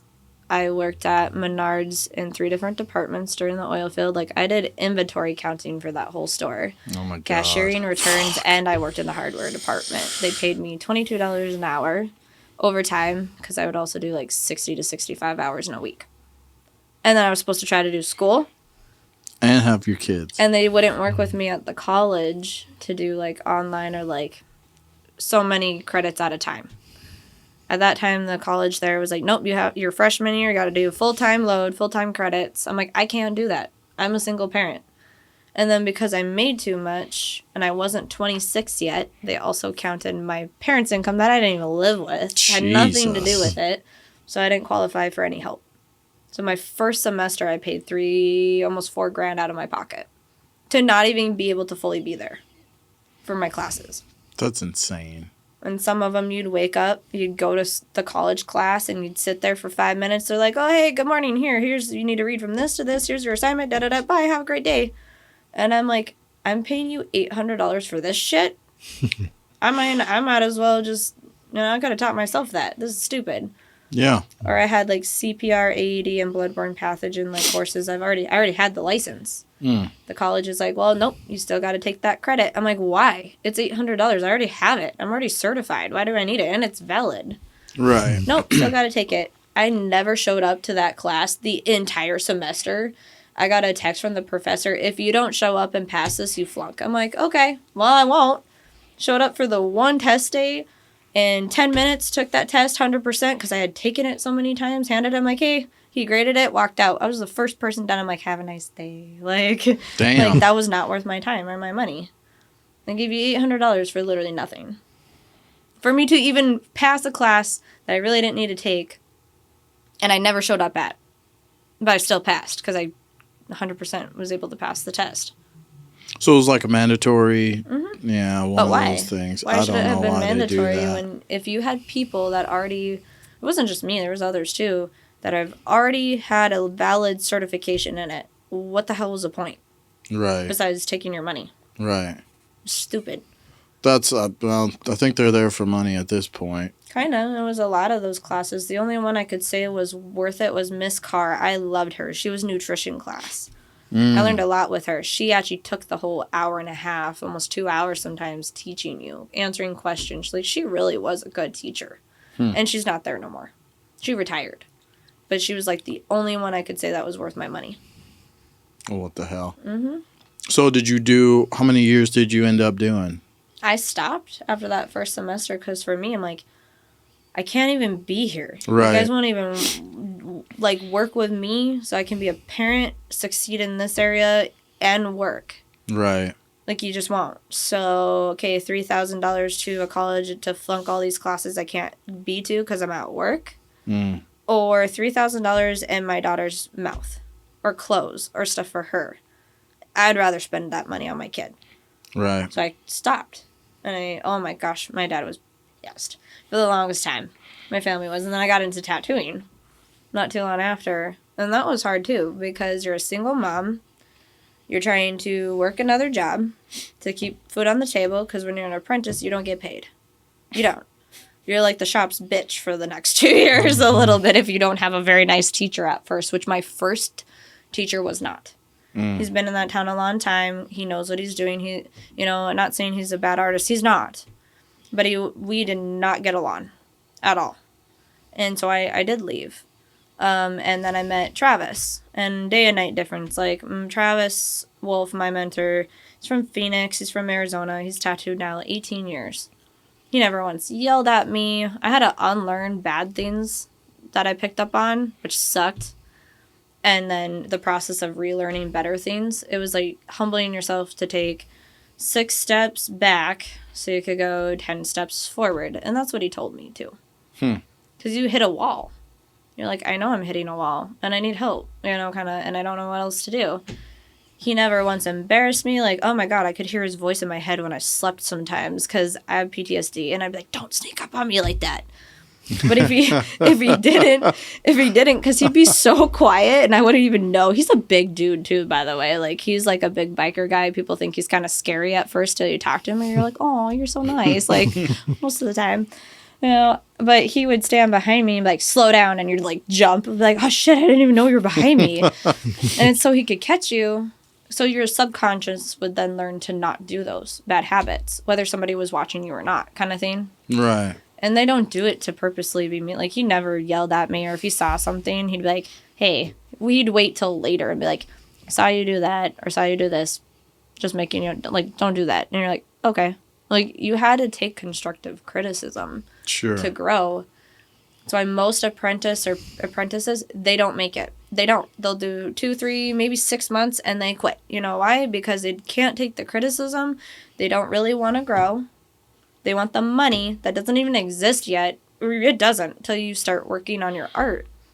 The better you get and care about your artwork and it looking like, a passion for it, loving what you do, the artwork, then the money comes later. Sure. Then you start making the money. But for those first 2 or 3 years, you are a broke piece of shit and you are struggling and you just figure it out. You're like, okay, I can do this. And would I change that? No. If I could change my choice or go back, I wouldn't. It's totally worth it to be where I am, like, now. And I appreciate, like, Travis is my mentor. He will always be now my mentor because he's older than me. But he's also my friend. Because he got to learn teaching me things that didn't help me. Like a clock, when we had one facing the wall at one point. Because my clients then would feel like they need to go somewhere. Like when that 4 or 5 o'clock hour would hit. And try to rush me. And I have anxiety, so it would stress me out. And feel like I have to now rush my tattoo. Right. And he's like, that's it. Like, took it and moved it. No more clock. Done deal. Because then all I did was focus on my work. Not a time. So I could slow down and take my time, which meant your artwork came out better. And also your client stopped pushing you to go faster. Sure. So were you did you draw a lot when you were younger or in college? It was my outlet. As a kid, I always loved it. Like, happy, sad, angry, whatever. I'd be in my room sometimes for hours. My mom would be like, did you die in there? Like, are you okay? Because that's what I was doing. I was just drawing. I had music on and, like, headphones on. I couldn't hear anybody. Like, you're just in your little world. My dad would scare me sometimes because he'd open my door and have to tap on me, and I was so zoned in what I was doing. You know, give you a heart attack. You thought you were in your room by yourself. You know, like, oh, hi. But I always drew as a kid, road trips, all of that. Are you good with freehand stuff? You have that image in your head and you can put it on a piece of paper? Yep. Really? I did do in growing up a little bit of classes for art, and then I got bored. It was like the basic stuff. I'm like, I don't need that. Like, I already know that. Draw a basket of fruit. Yeah, or like draw a sphere on a piece of paper, a 3D dimensional sphere. Not looking at anything, just draw it. So Dickinson didn't have like other art classes that were like taught you different things? No, not really. Not even in high school. That's why I'm like, I don't need that. Like, I'm bored. Actually, but my sister is so to blame. Everybody says that for me tattooing because she's covered in ink from everywhere. Everybody knows Brit in town. And, like, all these artists now saw me itty-bitty because Brittany, when she'd get tattoos, she'd drag me around all these shops. So I'm the kid at the table sitting in the corner doodling. Or like Leah, she taught me and would help me sometimes to figure out like a hallway, how to make it look like 3D. Like you're walking down into the paper, right? Mm-hmm. I remember that. I like those. I forgot how old I was though, but I remember her sitting with me to take the time just to show me how to draw that. So I picked it up observing from everybody's little things. And I learned what I wanted to see for myself and what I absolutely didn't like in all these different shops. You know, you picked up on different energies, different atmospheres, styles, way to do things. Because every artist is like basics. Like, let's say sanitary should be pretty standard, right? But then they might do this trick a little differently than this one over here. But it still works, right? Yeah. We all have our own styles and ways of doing stuff. That's how it's cool. It's cool to learn, like Chris at Exhibit A does something different than I do when it comes to shading. I watched him or like other guest spot artists. I'm like, huh, cool, I want to try that. Or they watch you and they're like, how'd you do that? And you show them. And then you feed off of each other as you grow in like your career, right? Mm-hmm. So, but because of, for example, going back, Brittany taking me in all these shops, I fell in love with it as a kid. I'm like, that's what I want to do. And they still remember me saying that too. Like, in the flesh, Crystal, she started following my work this past couple of years. And I was like, I bet she doesn't remember who I am because it had been forever since she probably ever saw me. And me and Brittany don't look alike. Right. So people forget that we are sisters. So I come in to say hi one day, and Chris was like, oh, yeah, you're Mickey. Like, I just started following. I'm like, yeah, huh? Do you remember, though, who I am? And she's like, I should. Like, you look so familiar. I'm like, I'm Britt's little sis. I'm Brittany Heiser's little sister. And she's like, holy fucking shit. She's like, oh my gosh, that makes so much sense now. She's like, yep, gotta blame us for that one. And it just made me laugh because it's true. You know, they were kind of like, as a kid, like your little idols. You're like, oh, I want to be just like that. That looks like fun. Oh, heck yeah. And it stuck with me. Like, I did all these corporate jobs. Felt like suffocated, like you're just a number, nobody cares, you're not impacting people. You know, okay, money could be okay, but it started eating at you. Like eating at your soul, and you're like, I really just want to do this. And it's like, that's what you're supposed to do. Pull that mic over a little. Oh, I'm falling just away. yank it. Yeah, you can do it. Oh, I can? There you okay, go. Cool. There we go. So what corporate jobs did you do? Well, Menards is corporate. Right. Verizon is corporate. Oh, yeah. That was not fun. Because we opened and closed that store, like managed it, all of it. There was only 2 of us for that whole store because everybody quit the day that we got hired. No joke. We got hired, and it was a full house, and me and one of my best friends at the time, the day we got hired, everybody was gone. Why? Because they hated it. It was that bad. That's why we figured it out really quick, and we're like, oh, I even quit. I'm like, I can't do this anymore after like 6 to 8 months. What was the worst part of it? We couldn't take any days off. Oh. We were there every day opening and closing the store, just me and her. Someone got sick, and then you know, it wasn't like the people, it was that. Yeah. No breaks. You couldn't just do anything. You could not say whatever you wanted. They had a script for you basically kind of like, hey, when they walk in the door, this is what we want you to kind of say to our customers. And I'm like, then I feel like a robot. Like, that's not personal. Right. I actually got written up twice for being too personal. Talking, like, one was this old man. I had to sit with him for 3 hours. What am I supposed to do? Trying to call into corporate Verizon, like, hey, help me get his iPhone to work. Sitting on hold. And this other lady was waiting. And this old man, his wife passed away. So we were talking about, like, his, like, marriage and like a personal conversation. And, like, God came up. Well, it offended her. Oh. So she got mad. She called the corporate monster upstairs. That's what I'm going to call him. And I got written up because it made her upset. And you can't be talking like that. I'm like, what'd you want me to do for 3 hours? Just sit here and stare at him? I mean, I guess I could do that, too. So happy. I hated that. I hated it. I mean, I did waitressing. That's not really corporate, I guess, if you do, like, really big name franchises. I guess, sorta, not really. I just didn't like doing them as much. It wasn't my favorite thing, but it was humbling, that's for sure. Doing customer service will humble you 100%. And being a single mom, I appreciated my regulars, because I did get good enough at it where I would have, like, a whole side of people that would just come to see me. And they would tip me well. Like, some of the oil-filled boys that would come, like, a 6 tabletop, and you would memorize their drinks, and you would stay on it, and, like, all of it. And they would tip you really well. It kept you alive. It's like, thank you. You know? I did Saks Motor Company, which I loved all the employees there. I still love all of them. I still see them. I tattoo a lot of them now. That was a decent job, as in working with all of them. You know, the rest of it, I'm not going to touch that right now. I'll put it that way. So, because they're still like GM and they're still corporate. So, a lot of what they do, sometimes like corporate companies can get away with things that like us little guys would never get away with, let's say in court. Like discrimination or wrongfully firing people or like all these different subjects, because we're like a right to work state. Sure. Have you guys ever been fired from a job and you damn well know that you're like, really? But they got way off the hook with it. I've never been fired from a job, but I haven't had very many. So yeah, but I've met so many people like that though. You know, they were good workers, or maybe like, well, when the oil field came in, that happened with Menards, definitely. So many good workers at Menards. This one in Dickinson was number 1, right, for the longest time. Amazing GM. He cared about all his employees. He was a good manager. Like, they had a point system. So if you were like gone for 3 days, 15 points, you're fired. You're done. Yeah. He was so good about it because you had college students, you had single parents, you had family life. Like, he was understanding to where he'd be like, I get it, and would like wipe the point off so you could keep your job. And that made the whole store super happy. Everybody like literally got along so well. Amazing people from everywhere, like Michigan, Wisconsin, Idaho. Like, I got to know some really good people.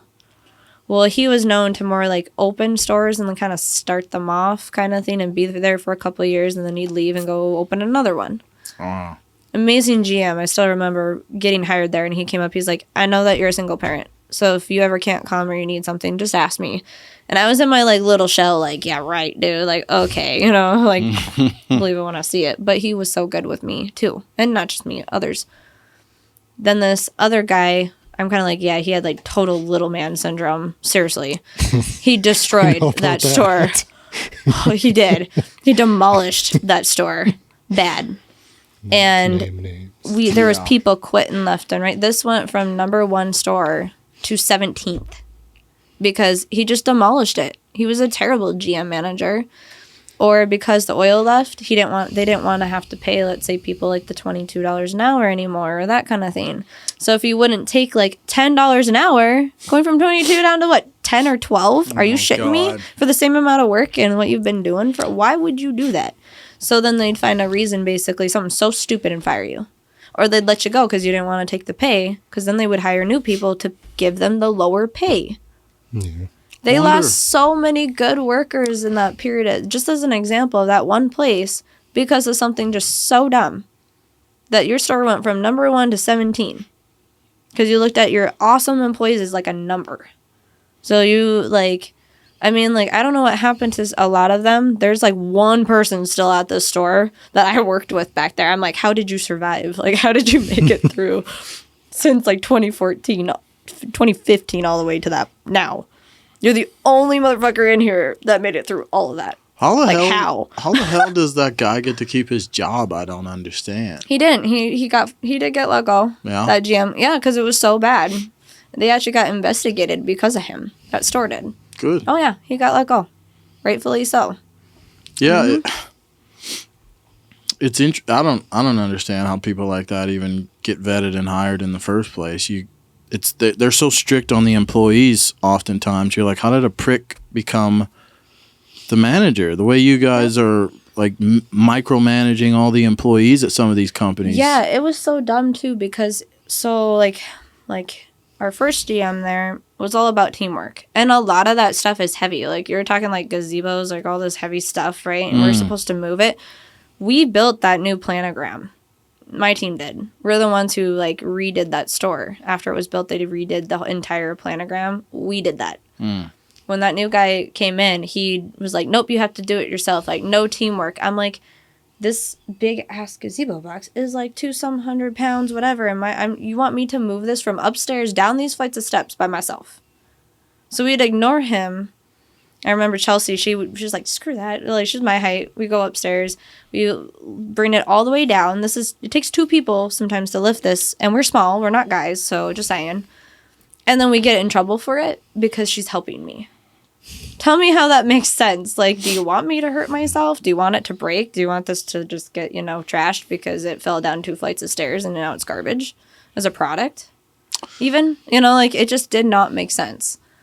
He would get mad if we would talk to each other in the aisles. Like, it was like a distraction. It's like, why? Because all of us did our jobs better with human connection. Sure. Helping out. Isn't that what you're supposed to do? Yeah. Yeah. So you must be a pretty cool boss then. Right? Me? Well, don't you have people that work kind of under you at your spot now? I have not taught because I have not seen anybody yet that I think is not necessarily in a bad way, but kind of like worth teaching, because the first thing I look for is in their portfolio is like, okay, if I criticize you a little bit, can you take it? Or do you make like a stupid excuse every single time? Well, this happened. It's like, just take the criticism and be like, okay, like, I see what you're saying. I can do better. Right. There's a difference because one is not teachable and one is. One is mature enough to handle a healthy criticism without taking it to heart and giving up. Yeah. And the other can't. They will quit in like 3 months once it gets hard. Yeah. And the greed, it has to be like, there's a certain vibe about them, like the passion about the artwork. Like it's about the art, not money. Right. Because a lot of people see, like Travis, okay, he's 18 years in. He does amazing artwork. He does make, let's say, decent money down in Phoenix, right? Bigger population, all that kind of stuff factors too. That wasn't him right away. But that's what these new guys coming in and see. They're like, oh, yeah, I'm going to make money like that. It's like, no.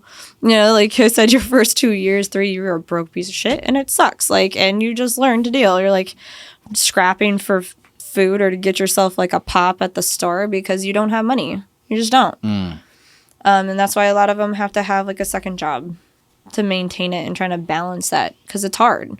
Yeah. You have to be at the shop to learn as much as you can, but you still kind of have to have another job to pay your bills, right? In the meantime. Right. Till your art gets good enough or your mentor says, okay, now you can start making like tips or actually charging an hourly rate or whatever they tell you in the meantime, because they're still your mentor. Sure. At first. Sure. So you don't really start charging more till your artwork is better, right? Right. So that's a factor. And a lot of people are too impatient to get to that point. Like tattoo artists or professionals, we are a different breed, man. Every single one of us. And it makes you go from being like super soft and sweet like I used to be and feel like bad to like, yeah, no. Like you grow up a spine or a backbone, you have more boundaries or you don't put up with as much shit, kind of. You'll be a little bit more blunt. And I've seen it where you're like, oh, damn, that was cutthroat. You could have said that just a little bit nicer, with some people. And that's kind of why Even at conventions, I mean, imagine us, you don't eat for hours. You might start tattooing at 9, 10, whatever time you start to work, right? And you're sitting there for 10 hours straight, 8 hours straight. You don't move. You don't really always take a break. Like, you're starving. I was like, we are the Snicker commercial. Like, somebody please make a Super Bowl commercial for us tattoo artists. Like, here, Tame the Beast. Like, because we talk about, like, tattoo brain, because your brain is so focused on what you're doing. So you're kind of fuzzy. You got to let your eyes adjust. Like, relax. Like, your brain to calm down, and you're starving because then it sets in. So you're like, okay, we all need like 15 minutes to say nothing and just decompress, and then we'll be good. Sure. Or else we get a little bit crabby sometimes. I could see that. Right. Yep. Do you have a favorite piece of art, like tattoo, that you've done so far? Or oh gosh, there's a lot from this like past year to now. I guess like I love definitely my elephant portrait that I got to do for one of my clients' birthdays. Like, bless her soul. She was a brave soul for knowing me, at least. She gave me complete freedom. She didn't see the stencil. She didn't see it, anything about this tattoo whatsoever. She just said, I love elephants, and this is what I want representing for my birthday year, like going into like a new period of my life. Okay. And I knew her well enough after all the years. It's amazing how much trust that woman gave me, because that just never happens where they just don't see anything normally about the tattoo. Right. But I'm getting more of those as of now. And I'm like, I love it, because that tells me that's where I'm at with my clients of trust. And that creative freedom. It comes out so much better when you're just given full kind of, sometimes like you'll tell us what you kind of want to see, but then be like, I trust you. Like, this is what I want to see in my tattoo, but make it look like nice, or put your twist or something on it. We're like, yes, cool. Right, because it comes out so much better instead of being put in a box like, nope, I found this on Pinterest and that's what I want. And you're like, are you sure? Like, a bajillion billion people might have that same thing. You're sure you still want that? Yep, that's what I want. Okay, and that's their choice. Sure. That is their choice. You have to live with it. It's your body, and that's okay. That is okay. It's just on the artist side, it's like, but we want you to have something like for you. Like your personality, something that's... You also want to do your own art, right? Right. You don't want to copy somebody else's art. Yeah, that too. That's a big subject. That's hard. That is so hard now because of tablets and the Procreate and stuff is like, some of us could take it as, let's say, kind of like a compliment. Like, okay, this other person, like, I designed this for this client, and maybe somebody saw it and took it offline, and their client wants that exact same thing. Okay, cool. We're glad that you love my clients or my artwork that much, that you want your artist to do it. We get that. And at the same time, it sucks, because then it's like, well, now this piece I made for my client is no longer custom anymore, because now this person over here just took it and did the exact same thing to a T. Sure. That's a huge, hard subject for kind of all of us because of technology. But what are you going to do about it? What are you going to do about it? Right. And sometimes it's like, if that is what your client wants, that is exactly what they want. Like, you can tell, you have every right to be like, no, I'm not doing that. And at the same time, it puts you in a position, you do that, I feel like, too much, you're going to lose business sometimes. Right. Oh, yeah. So it's a double-edged sword. So usually if we get that, we're like, can we try to change something on there? Just something. So it's not that person's exact thing. Because it can be kind of disrespectful, like artist to artist too. Like, hey, dude, you stole my artwork. That can piss some of us off. And that's why it's like, if someone brings that, you're like, can we tweak it at least? Like, so you can kind of honor that artist that you really like, but still also respect them too by making it like different to be kind of still your own. It's a hard, weird line. That's for all of us. It is so hard right now with that subject. Yeah. Do you use like AI, like chat? I have Chat GPT. Do you ever use softwares like that to come up with designs, or it's all just no? It's like portraits. I like real animals. Like, example, I'll use them. I like real photographs. Like, if you took a picture of like my dog, I'd rather have that and make a stencil out of it and look at a real life picture to make that portrait, or like then make it or something into my own. That makes sense. Yeah. Or like flowers. Like, I actually used to take pictures of every rose bouquet that I ever got of real flowers and of different angles, and then use them in my tattoos. So not a single rose is ever the same. Right. That's cool. I like that. Yeah. How often do people come in and they're just like, oh, just put something on me? Or do most people come in with an idea? Most of mine have like ideas. Yeah. At conventions, you might get those people like, I want this. And you're like, okay.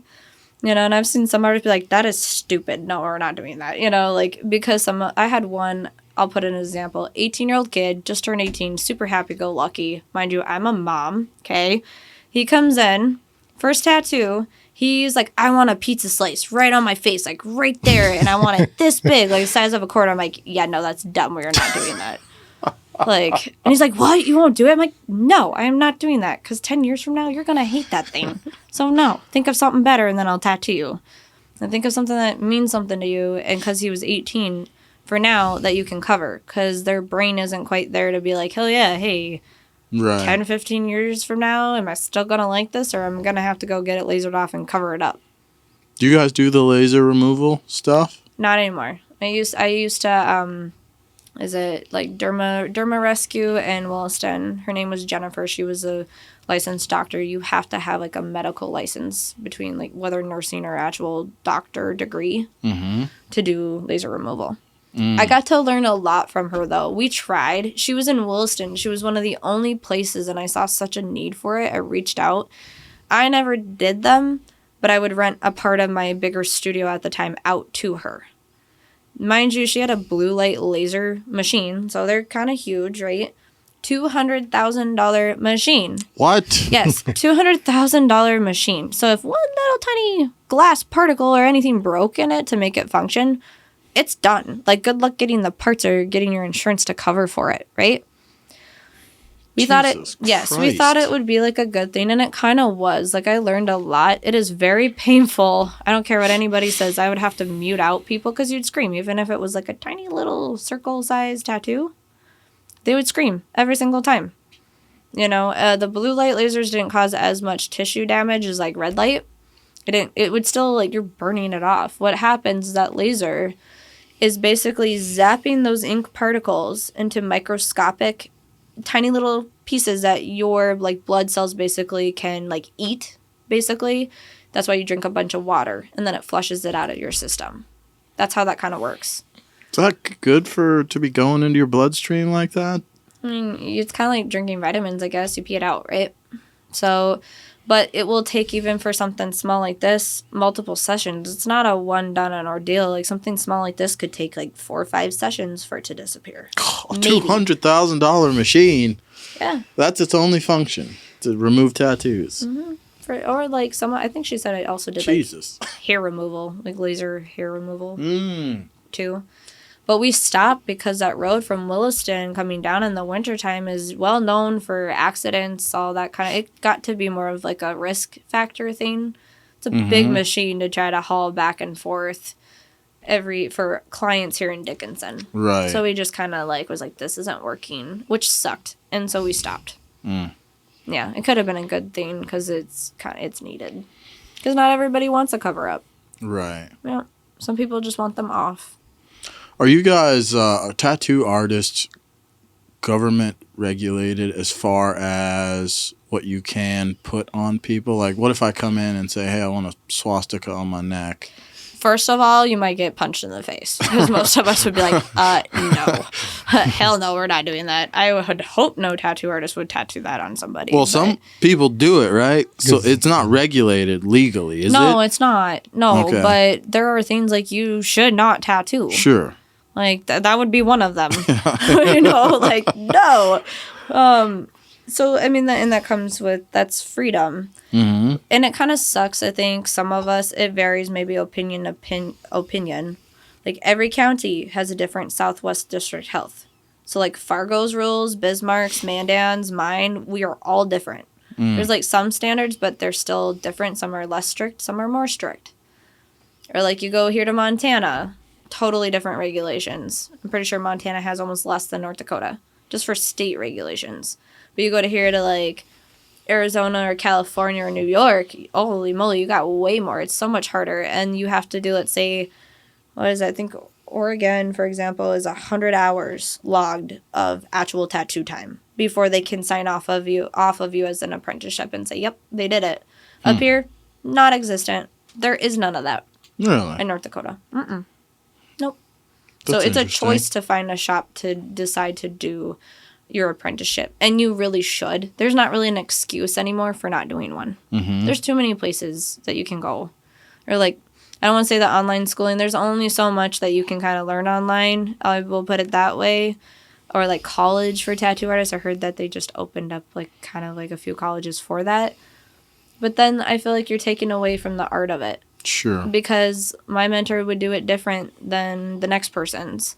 It's like a tradition being passed down. Like, why would you not want to pass down your skills? Because then it dies, right? Right. Like blacksmithing kind of died. It was a beautiful art, a beautiful skill, trade skill, and so little people know how to do it. Right? Or architecture in like Europe, just gorgeous. I was in Europe, right? Beautiful. Like, why the hell don't we do anything like that anymore? One, because we are lazy. People don't appreciate it anymore. And that was a craft. It was a skill. It was art that takes time, right? Sure. So people like to pop up little cookie cutter houses instead of building beautiful buildings anymore with that kind of art in it. Right. That was a talent in itself. Yeah. It's not like appreciated anymore, and it kind of should be. That's why I loved Europe, because you could all the Renaissance and actually physically being there, you like absorbed it, and it was like, holy shit, this guy did this mural on his back, and you're looking up at Da Vinci's stuff, and you're like, this guy did that in his head and painted it with nothing. Yeah. And nobody will ever be able to redo that. Right. Right? Yeah, that's so impressive when I meet people, or just people who can draw freak me out because I don't have that, you know? So it's super impressive when you get to see people's art like that. But I've met, too, people like tattooing is its own element. Like, I feel like I can do more with an ink and needle in my hand than I can even draw on a piece of paper sometimes. Because it like goes where you want it to go. It's different how you put it in the skin. It's different how you layer things or how you blend compared to paper or even painting. You know, it's like charcoal versus watercolor painting.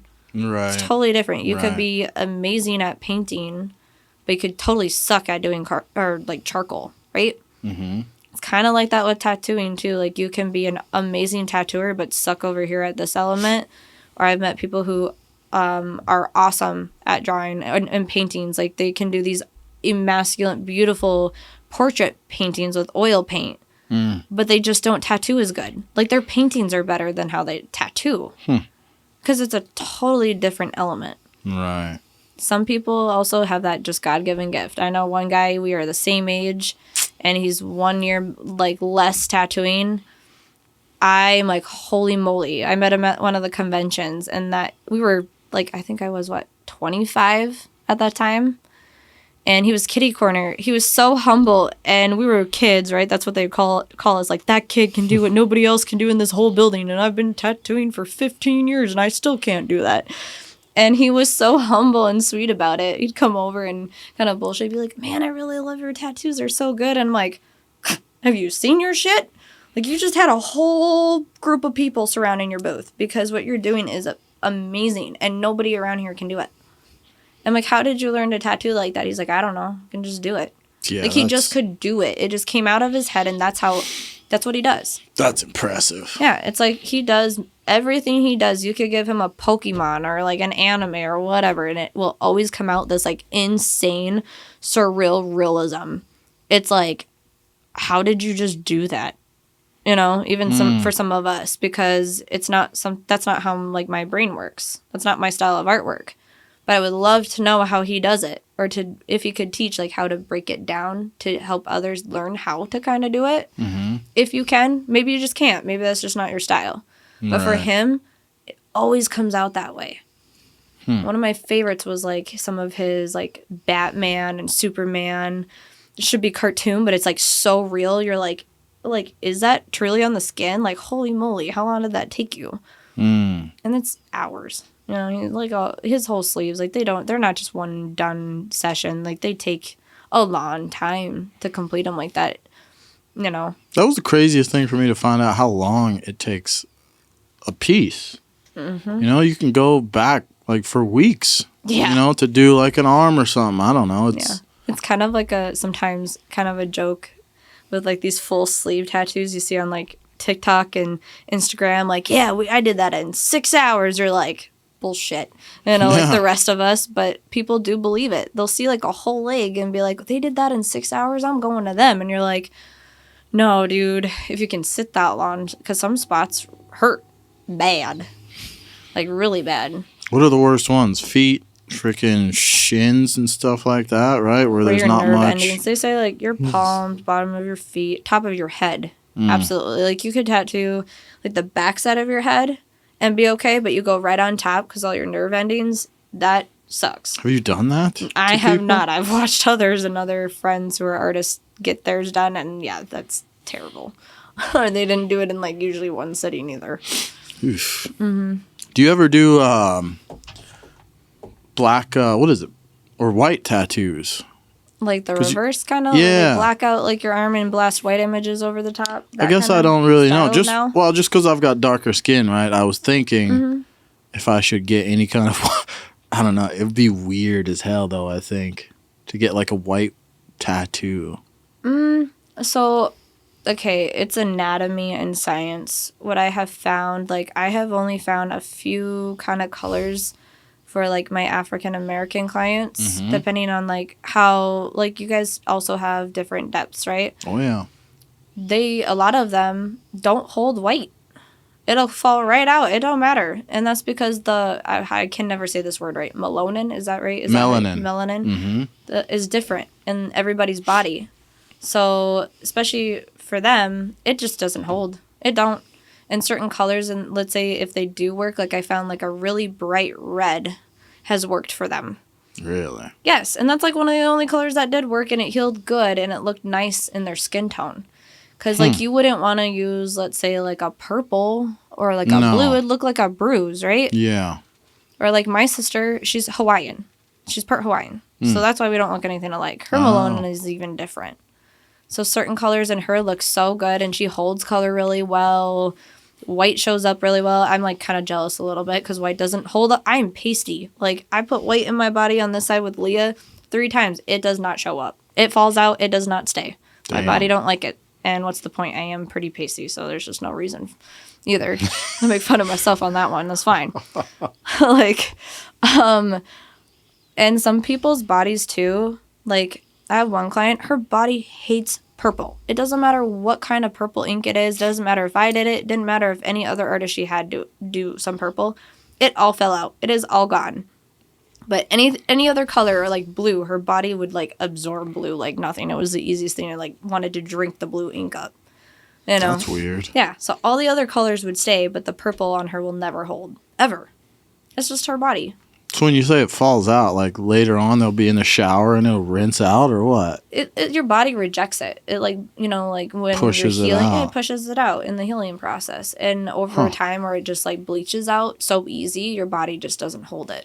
Right. Like our inks and like equipment and everything are so much better now than they were like 20, 30 years ago, right? So we can do things that they couldn't do. Like a black out sleeve, like a full black arm.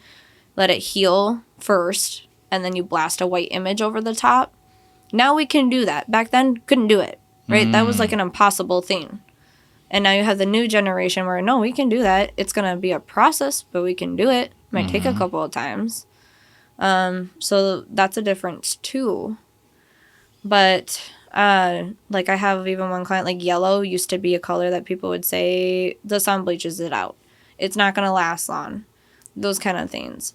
Depending on what inks you're using, if it's like kind of like a water base more or like a powder base type of ink, which is thicker, they will last. I have a client, she loves going to the lake. I use this bright atomic yellow fusion. I love fusion ink. They're one of my favorites actually.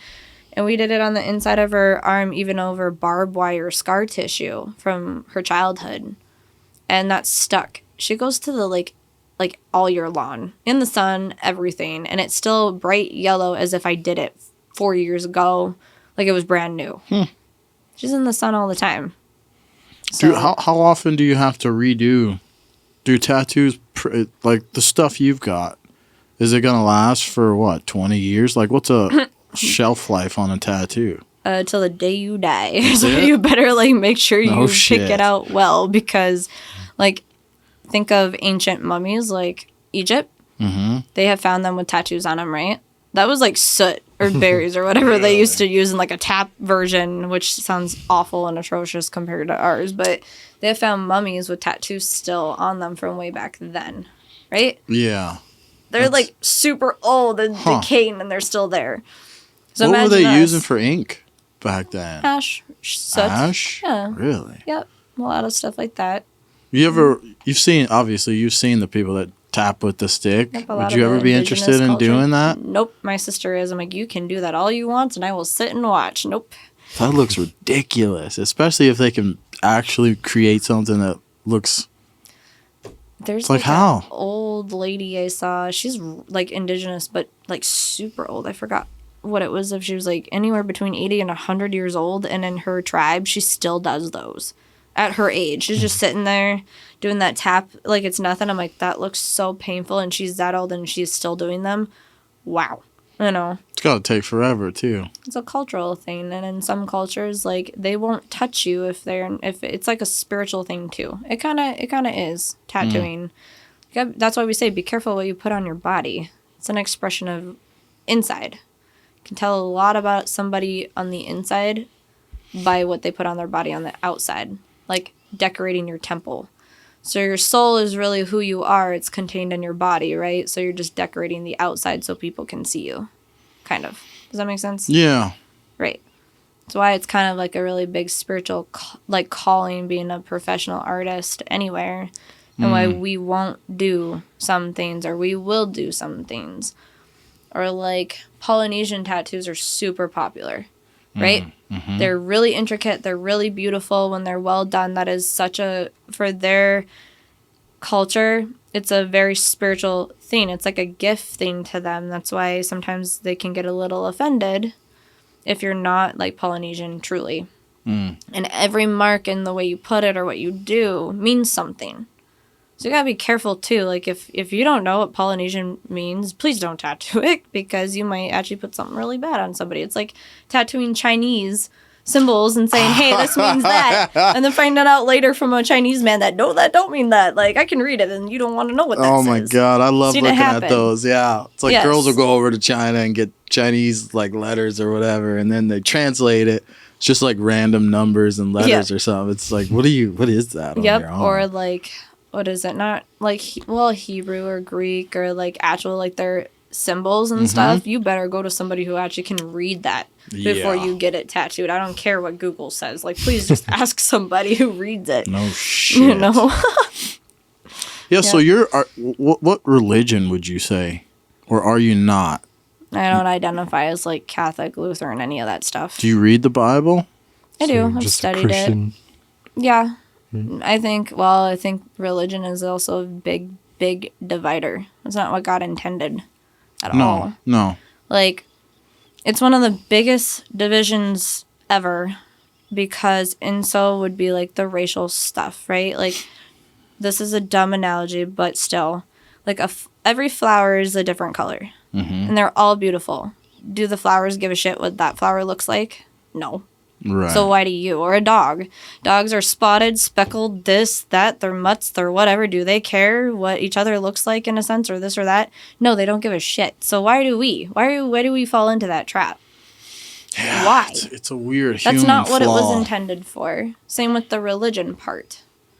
And if you go back in history, like even, I do believe in God, but in my views on that, but even paganists, like, that time period, if you want to go with Greek mythology and the demigods and all that were around, like I said, going back in history, let's say that, they're not really like wrong. It's just they're not worshiping like maybe like what we would say as God, like the God of many names, right? Yeah. They're worshiping like the demigods, like that's who, because to us as humans, let's say, if they were mixed with fallen angels, they had capabilities that we just didn't.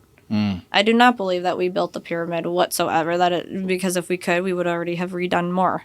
Who do you think built them? I think actually the pagans, their gods, I think that they built them. I think they were the hybrids or the fallen angels. Some of them, I think they built them. Aliens? You can call them aliens, wouldn't you? Yeah. Because if you saw a fallen angel that's beautiful coming down from the sky and you're down here on Earth, what the hell would you call them? Right. You know what I'm saying? It's interpreted the same way. You ever get into alien stuff at all? I mean, I pay. We're all about aliens on this show. There's so much, but I don't believe like the term alien. I really just is another You think it's like word. angels and demons type of stuff. I believe that too. And they would have been logically the only ones to be able to build stuff like that. That's why we can't. Sure. To that degree. And also like the pyramids were to be built to up to the heavens for worship, right? Then you go to Aztecs way, way, way far away. Nothing even remotely close. Their temples can't even be rebuilt. What was their purpose for? The same thing. And a lot of their names actually for their gods at that time, just a different culture, but they meant the same thing. They literally meant the same thing, just in different areas of the world, just had a little bit of a different name. Sure. Or the same face. That's why I believe that they are more like fallen angels or a hybrid. Right. Like, or Stonehenge. Stonehenge is a huge subject for people. It was an area of type of ritual practice, right? They just found, I forgot what that place was called, something designed exactly similar to that one, but 3 times bigger. I just read an article on it. I forgot where it was. You could even look it up, but it is built exactly like Stonehenge, but it is so much bigger. So much bigger. And the pagan god it was built for, ironically, was the god that caused a lot of sickness, death, like Egypt. And it was the same god, just in a different language, that guarded King Tut's tomb. You remember when they discovered him, how everybody was getting sick? And they said he cursed him and he was protecting him and that kind of thing. That was the same god, just built way, way, way, way, nowhere near. That's what that place was built for. And the people that discovered it and actually were digging it up and trying to take pictures and all that, they were getting sick. Literally in the article, sick to the point they thought I think it was photographer was going to die. Interesting, isn't it? You think that was spiritual stuff? Yeah. Very much so, do. Because I know Chinese. They have the capability of making people sick. Right.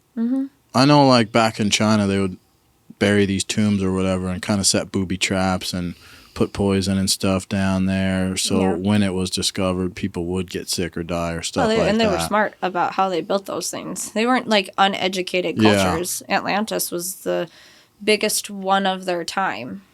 And they're underwater. Just like, Babylon and all the other big places. Jimmy Corsetti. That's the guy that does all the Atlantis stuff. If you're into stuff like that, you gotta go watch that dude's. Well, and I think there's a lot the government does know that if they put it out there, I think everybody would have a freak meltdown. I'm the one that's like, hey, I want to know. Yeah, I don't get that. Or how as a kid we grew up with the hybrid movies, robots, the AI in the movies and symbiotes, and here we are.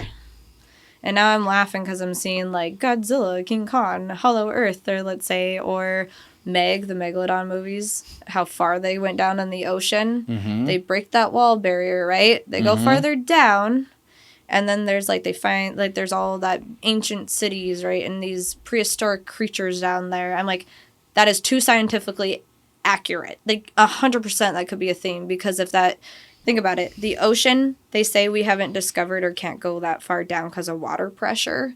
You just started sticking a lot of this in movies. Bullshit. That is too scientifically accurate. That could totally be a thing. And to be quite honest, I don't want to know. The oceans to me could be the depths of hell. I'm good. Let's just keep it down there. If it is down there, I don't want it to come up and eat me. I don't want to get eaten. Leave it down there. We're good. Do you believe in the flat earth theory? No, I don't know. That's a weird one. I don't know if I believe it's maybe flat or more. I know they say the earth is round, but you could also almost like a globe, or what do you want to call that? Like a snow globe. Yeah. Because if that's the case, then why can't we go back to the moon? It's almost like a... We never went. What do you mean? I know. But what I'm saying is, if it's like that, that would kind of make sense, though, because you can still have a sun and a moon, right? But also, it's like God even biblically put a barrier between heavens and earth, right? Like we can't go any farther. Like the stars and moons, like we can see them. It's neutral. They declare everything, right? But we literally cannot go past that. That's why everything explodes. That's why we have not gone to the moon. We've tried rockets and everybody died every time that they tried to do it, you know? I got a picture. We've got footprints on the moon. What do you mean? Or like, I think it's interesting too, like circumnavigating, right? What is it? Is it Antarctica? Yeah. That we are not allowed by any government. Why the hell is it? I love, honestly, the history kind of Nazis at the time, not because I am okay with what they did, but they were very obsessed with mythology or like the Holy Grail or any of those, finding the Ark of the Covenant. Yeah. Big things, right? Yeah. They were one of the first people to go up there. And then when Nazis, they, yes. And when they did, and like all these other countries, they all went there. And then all of a sudden, what? Now nobody is allowed to go there? Like every country on this planet is like, nope, no public or civilians can ever fly or circumnavigate or ever go over that continent or even near it. Why? That doesn't make any sense to me. Right. You're like, why? What'd you guys find? And then this Hollow Earth crap is coming out, and I'm like, you know, it's like, what did you guys really find? But here's what I don't get about that. It's like, why would because there's countries who hate us. Right. Right? So if there's a country who hates us and they know we're keeping a secret over there, why would they not tell? But they all know, because you can still agree. You can dislike somebody or let's say hate somebody, have an enemy, but still have respect. And you can still sometimes agree. Sure, but how crazy is it? There might be something up there that they have to agree Like on. what? Because it would freak out even their own people. It would freak out everybody. So they all had to, sometimes even with an enemy, you can mutually agree on something. If you really had to. Logically. Yeah. You know. I don't, the whole thing about we're protecting the public because the public's going to freak out if they find out there's real aliens and this and that. And I've never believed that. It's like, they're going to freak out from what? They're going to lose their religion? Like, America's that religious anymore anyway. It's all fake. It's all kind of for show for the most part anymore. So what are they what's the public gonna panic if we know there's aliens or a civilization in Antarctica? Because with knowing comes responsibility. It pops their little bubble of illusion. So like even in, like, let's say spiritual realm is more real than our little tiny show up here, right? It would pop their illusion of like reality. Like, because collapse society, maybe. You never know. Some and others, if you were kind of like me, you're like, dude, I want to know. But with knowing comes responsibility. That's with anything. So a lot of people, like, when they say, I don't want to know, you know why they don't want to know is because they don't want to have the responsibility of knowing. Because now you have to acknowledge something. And what some people don't want to. Responsibility comes with that, though. Specifically, like maybe that you were wrong, maybe that the acknowledgement of like, oh, God is real. If you, let's just say if you're an atheist, now you actually are like, oh shit, you know, like it could be a list of things. Really, those are just examples. Yeah. But now with that, I will even say that because I believe in God, but even some actual people who say like they're Christians or Luther, whatever, you sit in a church pew, they only go for the feel-good message. Sure. They don't want to hear the raw stuff. They don't want to hear that someone got beheaded. They don't want to hear the ugly parts of it, right? Yeah. Or they sit there, and they only want to learn up to this much. If they learn any more, it's going to pop their little bubble, or now they have to acknowledge more than they really want to. Yeah. So if I stop learning here, then I'm safe. Then I'm good. Right? Yeah, yeah. I feel like that's an old school kind of mentality of thinking. And it's like old people are the ones that are guarding this thing. And now that as time is passing and you're seeing younger and younger people get into government. And it's like reversed. You know, I think it's going to start, things like that are going to start to they're like tell people, you know, well, what's the big deal? Well, what's that saying? Like, strong men build a safe, like, what do you want to call it, civilization or government? Like, strong men created a safe haven for everybody, right?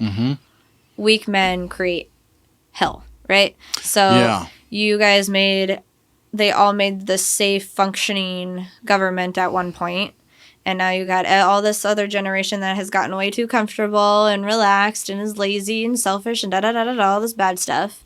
creating a bunch of problems and a bunch of weak men or weak women. And now you're having the repercussion of some of them waking up younger than even me, being like, I'm tired of this. I want something different. And now you're going to see some of them probably come back. Yeah. It's like a never-ending circle. Yeah. All the time. What is it? Hard times make strong men make easy times. There you go. That's what that is. Easy times make weak men, and then weak men make hard times. Something like that. Yeah. That's kind of what I was trying to get at. Yeah. But it's true. Like, look at it now. Right now, yeah, we got weak men. That's unfortunate. And then when you have weak men, you create very masculine women because we don't have any other choice. That's true. You don't have any other choice then, right? Mm-hmm. Do you think we all want to be that way? No, honestly, we really don't. Do you have to deal with a lot of simps in your life? Yes, but I see this also from other women too, that are actually, when they are like treated, let's say, well, or with like a guy friend, I'll put it that way, they're not even married, they're like just a really good guy friend to them. Mm-hmm. They soften. They get like their feminine side of them comes back. Like they are so soft and they're like calm and they're like relaxed and they're a sweetheart. They're not so bitchy, because some women really do get like that, even woman to women. Like you can feel it. Like you're hurt, or you're struggling, or you have to be this way because you don't have a choice. But the minute they're in a man's presence, that they are like treated like nice in a sense. I don't know how else to say it, with respect or like a care. Even if it's just a friend, they soften so much. Even in a moment, even in like an hour, it's amazing. Sure. Right. Yeah. So you actually do need each other, because I'm pretty sure most men don't like really melly masculine women all the time either, right? I've met them before. It's terrible. No, but that's the thing. I think I speak kind of for maybe a lot of women. And some women do just, they like being by themselves. There's nothing wrong with that. Same with men. They like being on their own. There's nothing wrong with that. If that's how you are and you know it, cool, do you. But I think a lot of women are like, I want to be soft, and I just can't. And they like, after being in your hard stage or masculine stage for so long, it takes so much time, or you forget how to be soft. You forget because you're stuck here for such a long period of time. Yeah. You know, and it's not always because they like to be that way. I can say that too. I get to be like that a lot because you got your kids. Let's say, you know, they're watching you. They're all you have, for example, maybe. So you're always, you can't be soft. You can't. Sure. There's no one else to pick up the load. And I know some single dads that are the same way. They're an amazing dad. You know, maybe the mom's the one who's a piece of shit, for example. And it's kind of like, I don't want to say they can handle that more, but they're also stressed out. You know, they're not like, you guys aren't as like the nurturing part, like that comes natural. You know, you guys have to try to learn it, and it's hard, especially if you're like a guy with like a daughter who's a teenager. Good luck, you know, because that daughter's like, I need this, but I can't get that from you unless that dad takes enough time to learn how to like be soft, like try to figure out. You can learn, but that's still not the same as like maybe having like a female friend if you're a single dad. It could just be a female friend that caters kind of to your daughter and does like girl stuff. It's that they need somebody of their own gender to kind of step in and be like, hey, let me like, I don't know, what is that called? Like taking on like when like a guy would take on some kids, some boys maybe, and then take them to go play basketball for Pete's sake or something. Sure. And they're just a good figure. They're a good manly figure for these younger boys that maybe don't have one. Yeah. It's the same thing for girls. It is the same thing for girls, just a little bit the dynamic because of differences between boys and girls and men and women. But they still need it. Have you tried to maintain something like that with Anakin? Yeah. Like your dad or... Actually, my friend Jeremy is amazing. Like, he has his own two boys. He's with Tanya, his fiance. Like, he had an ex-wife, but they actually co-parent very well together. Very well. They are amazing parents, but they just were not like a good couple for each other, really. But they co-parent so well. Even Tanya, you know, with everybody. They all get along. His boys are kind of like my boys. Like, we all spoil each other's kids. It's like a village. That's what it is like. He will be like, hey, I'll go get Anakin from school, or I'll go pick him up, and we're all going to go to the gym and play some basketball, or have the kids come over and we'll sit in the garage, adults, and these kids are going crazy, whatever, being boys, building Legos, watching a movie. Aaliyah gets in there, my little Tom girl. Yeah. They all go to school together. But I appreciate a man friend like that that's like, you know what? I love your kid too. I'm going to go take them. Or like, here's a break. Like, have a break so you can just do whatever you want to do. Or you and Tanya go do some girl stuff. Sweet, you know? Because he can handle it. Even though my son is not his responsibility whatsoever, just being a good friend, because he already does his stuff that he needs to do. He's a great dad with his boys, right? Planning back in, you know, his week, her week, da-da-da-da-da. That he still can handle or makes time for my kid to be like, you know what? He can come build some stuff with me. He can do some boys things because he needs it. Anakin does need it. He's surrounded by girls all the time. You got me, my sister with me right now, my daughter. Poor kid. Like, I'm like, oh, you poor boy. Yeah. You want to build stuff. You want to get dirty, right? Yeah. And it would be the same way in reverse if it was a girl, right? Sure. So, and I've had that. I've had that where I've taken some people's kids, you know, their girls, because there's only have brothers, and Aaliyah, she's great with that. Aaliyah was so good with connecting with other kids. That was a compliment at school this year. Because also not every kid has, like, a good home life. Maybe they don't. With either parent. You know, it's hard. It's hard as an adult. Being a kid is hard, too. Yeah. And that's something one parent said that she said, my son loves your daughter because she listens to him without judgment. Like, is like a little safe haven for him. And she loves that because it's been a hard year. I was like, cool. I love that because I'm teaching my kids that, like, you just don't know. Just be kind. Yeah. You know? It's a better world that way. And don't judge because you might have more in common than you think. I think a lot of these kids don't even realize they have a lot of maybe similar home lives, or they do have a stepmom or dad or like blended families and they feel like they're the only person out there in the world that does. It's like, no, you're not. If they could just get these kids to learn to reconnect again, because COVID messed that up so bad. Like, they weren't allowed to hug. They weren't allowed to sit by each other. Like, geez, don't even breathe on me, right? Killing the human connection, which is meant for nurturing for boys and girls to create healthy men and women. You take that away from these kids, they don't know what to do with themselves. Yeah, they've done studies. I underestimated, I guess, the impact that they were saying that COVID had on young children. And the fact that they were not able to be around their friends and they were... Family. Yeah, stuff like that. And they're saying that's going to have some really bad negative side effects in the future as these children grow up. I never thought of it. I was like... technology, like working with Verizon, it's like they matched their phones, tablets, TVs to our brainwaves, making them highly addictive and giving these kids hits of dopamine, like as if you gave your kid crack, right? Yeah. So you take that phone away, they don't know what to do. They're so used to having dopamine levels up here instead of like us. We had a childhood where we ran around, we're crazy, like get outside, don't come back in, like no phones, no nothing, right? Healthy levels of dopamine.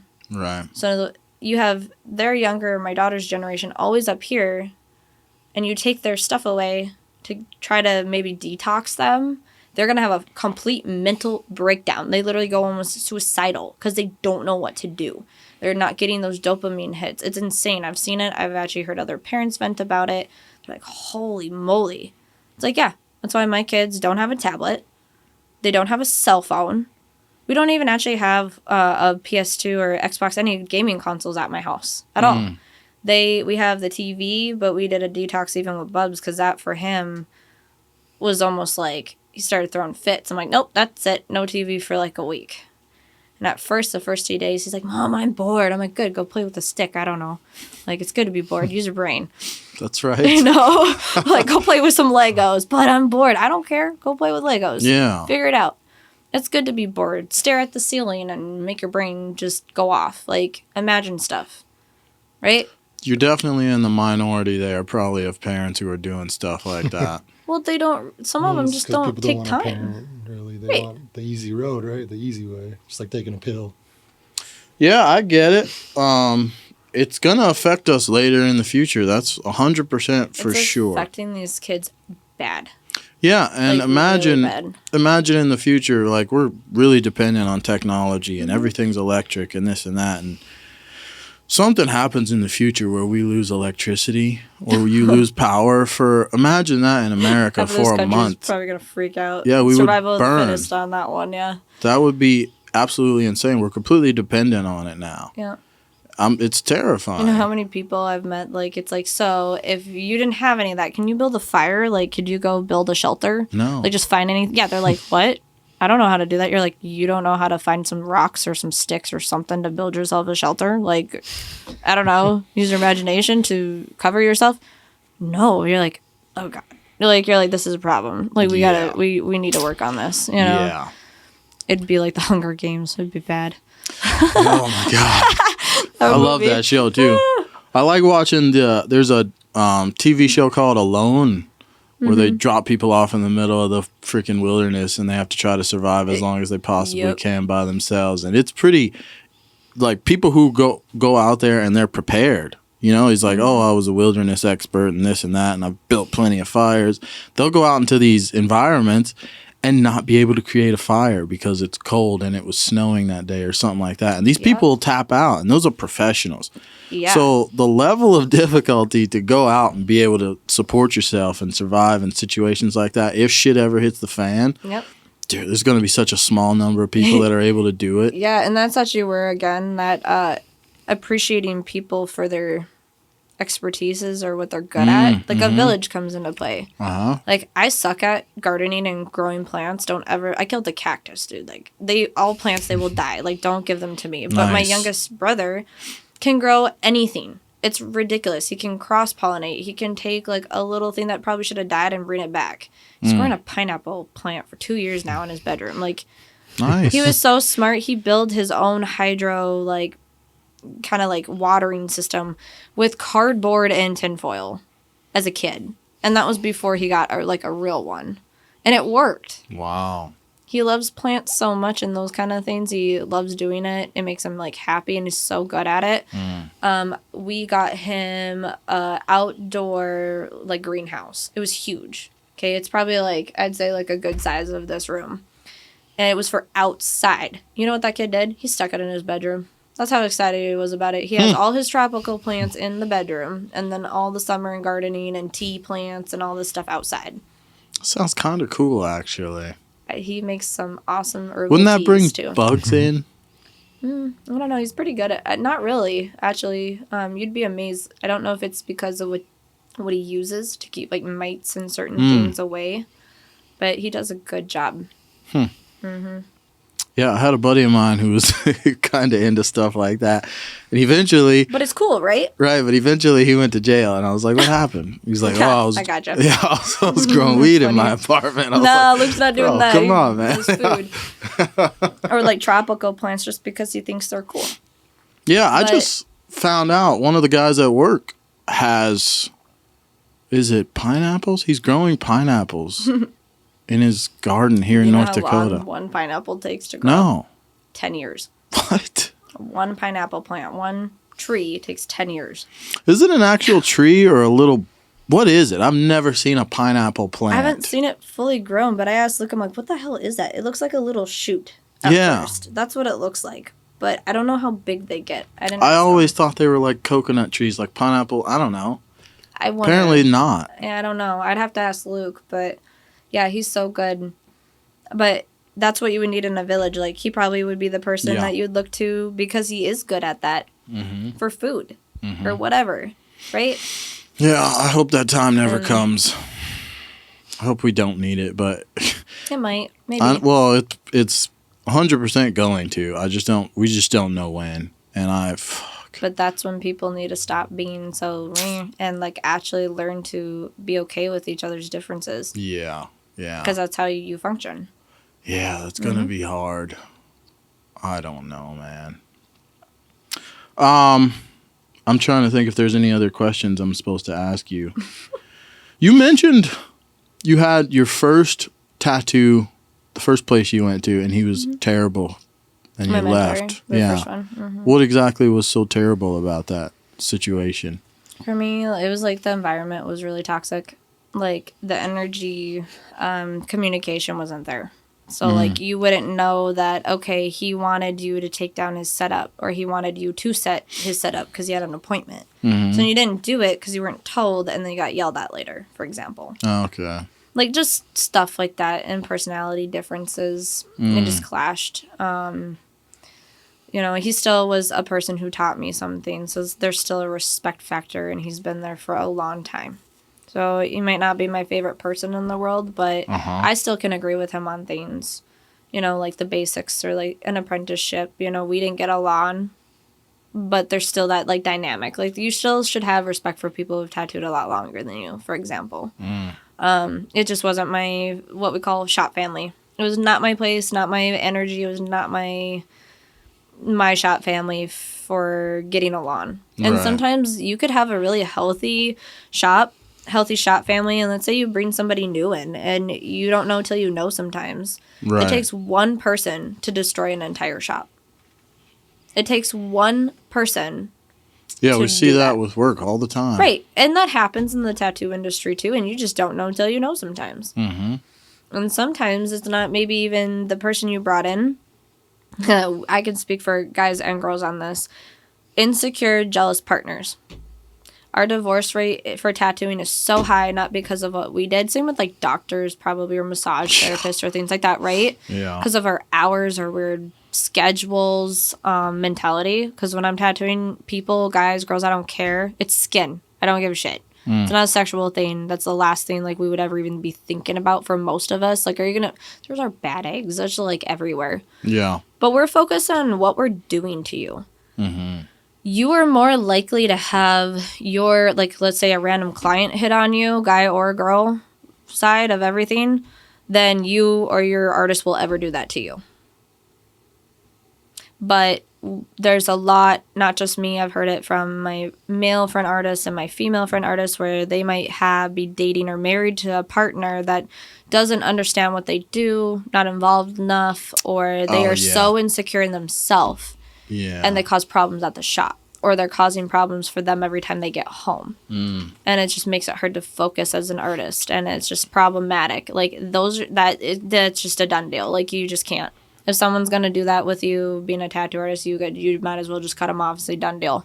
Right. Because that gets in the way, and I've seen it happen to some of my friends where somebody they were dating, or maybe now like a ex-spouse, literally came to the shop and flipped shit on them because he was tattooing near some girl's butt, and her butt is out, wearing like a thong or still covered, but sorry, it kind of has to get out of the way. Yeah. So we can actually tattoo you and like move, and you have to stretch the skin. If it's in the way, it's gonna look like crap. Like we don't want to deal with it. Yeah. It's not a sexual thing at all. Right. And I've seen that. Insecure women, insecure men. I know a female, she literally quit because her husband was so insecure and scared off a lot of her male clients. She couldn't like tattoo. He just didn't like her touching men. Yeah, it's a tough one for guys, I know. Right, but honestly, for us, you can't say it's just men, because there's women too. Sure. But on the tattoo artist side, is like, what the fuck? Like, dude, right, I'm doing I get my that. job. Yeah, I get that. It's like an OB delivering babies. They look at vaginas all day. Do you think that they care? No, they're doing their job. Right. Like, I don't want to say you get kind of numb to it, but you do. Or nurses in an ER facility. They see so much stuff.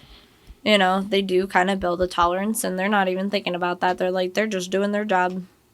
There is a statistic out there, though. Nurses, what is it? Nurses, lawyers, doctors, flight attendants. It's like the top people, the top cheaters, statistically, really? Ouch. Are in those professions. Yeah, stuff like that. And it's, I dated a nurse once, and I can attest it's true.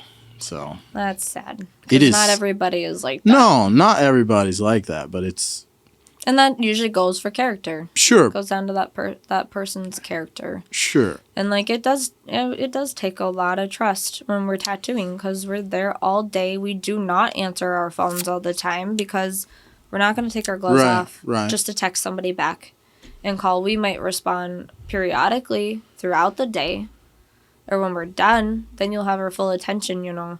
Or conventions, we're exhausted. Yeah. Like, we're getting up at 9 or 10, tattooing all day till midnight, 1 o'clock in the morning, and then we try to find food or scrap for food or something and go to sleep, get back up, and do it the next day for, like, 3 days in a week. We're so busy. And when you're doing, like, I would tattoo, let's say you. I'm done with you. Somebody else is already right up there wanting a tattoo, so you bust them. Like, you're not stopping. Like, you got people that are coming, and your goal while you're tattooing is, like, at a convention is appreciate other artists. Maybe we don't really even, I don't want to say we don't even get to have a whole lot of fun. Like, you guys get to have fun. Huh. You know, walk around or, like, see different things or what they have going on for events at the convention. Sure. We're busting our butts. Yeah. You know, we're kind of having fun, appreciating each other's arts or meeting each other, but we are working. Right. And we're there to make money and, like, show our art or compete and just have that way, have a good time. Have you ever had to call the cops on anybody? Me? No. Like, as a client? Yeah. No. Travis did chase one guy out of our store, or out of the big location that one time. Really? Because he was tweaking out. Yeah, I think he saw me in the front window and probably thought that I was by myself because this cute little blonde girl. Mm-hmm. And he was totally whacked out. He wasn't even much bigger than me, mind you. We tattooed him like 8 months prior. So he had been in there before, but I was the only one in there that day. He didn't know, I don't think, that these two really big guys worked with me at the time. So he saw me in the window. You could totally tell. And he came in with a bunch of threats and yelling. And we had a full house. Like, I had a client. Brian across from me had a client. Travis had somebody. And he was sitting on the couch, though, waiting. And that guy didn't see him. And me and Brian, like, are stopping. And this guy's just having a total meltdown in front of us. And that was the one and only time I've ever heard my mentor yell at that point. And he got up so fast out of that sunken-in couch around the corner and was like, "Get the fuck out my shop." That guy jumped and looked like he shit himself. And Travis is big. And he made sure he followed him out and everything. The only reason, and Travis, mind you, is from Phoenix. Like, he's been in the hood, and, like, that does happen a lot. Shops get broken into, robbed, you know, whether that's equipment, money. That's why you don't really leave cash in your shop, kind of thing. Sure. But the only reason Travis didn't do, let's say, like, get in a fight or that kind of thing, because that guy was basically tweaking out and yelling back and threats, getting into this vehicle. He had so much self-control because he saw, which was so sad, that that man had kids in the car. Oh, wow. He had kids in the back of that vehicle. Nice. And my mentor would never do that in front of, like, children, for example, ever. Yeah. Yeah. Wow. But that was, like, the one scenario. Like, we never called the cops on it, but that's how, like, sometimes we would handle it instead of calling the police. Usually it ends in, like, they don't really, I don't want to say they don't do a whole lot, but not really. Sometimes you just handle it yourself. Yeah. Have you ever killed somebody? No. You have teardrop tattoo. That's not a teardrop. I know it's not a teardrop, but that's where they put it, right? They put them there, yeah. I thought when I first saw you, I was like, what? No, it's not a teardrop. What is it? A snow? Is it a star? What is that? Those are Hebrew hieroglyphics. Really? So that this side actually does mean in Hebrew, God lives within us. That is the holy knot on the other side. There's 4 different versions of the holy knot. Do you know what that is? No. Father, Son, Holy Spirit. Oh, okay. There's 3 different versions, 3 or 4 of them, actually, representing that. Oh, that's cool. Mm-hmm. And, like, some face tattoos, like, have meaning, some don't. Mm-hmm. The really bad ones, you only earn those in prison. That's what I was going to say, yeah. No. I was like, does she do time? No. What's going on? I've met one, more like a scratcher at a bar that had them on his face. And I knew just looking at him like, oh, yeah, you're in there for a long time to get those. And not for anything good. Those guys get creative in prison with how they do tattoos. Oh, it's insane. I've seen really bad prison tattoos, but then I've seen immaculate, like, amazing ones. Like, full-blown on sleeves. I'm like, damn. And we'll joke around. Sometimes, like, how long were you in there to finish that thing with a single needle, like, that you made? And it's just immaculate, like, beautiful. We're like, damn, you must have had a lot of time on your hand, but that looks great. Right? And I always know, because they have, not all of them will do it, but a lot of, like, the prison sleeves have what they call cheese filler. It literally looks like Swiss cheese on their arm. That's, like, a style that's in prison that they do. Really? Mm-hmm. Oh, so you always know that if someone usually has that, you're like, okay, you were in prison or in jail. How long were you in there? Like, what were you in there for? And some of them are actually kind of cool. Like, we all do bad things. Some learn from it and some don't. Yeah, that's true. Mm-hmm. Huh. Do you get a lot of people from prison that come in for tattoos? Yeah, actually.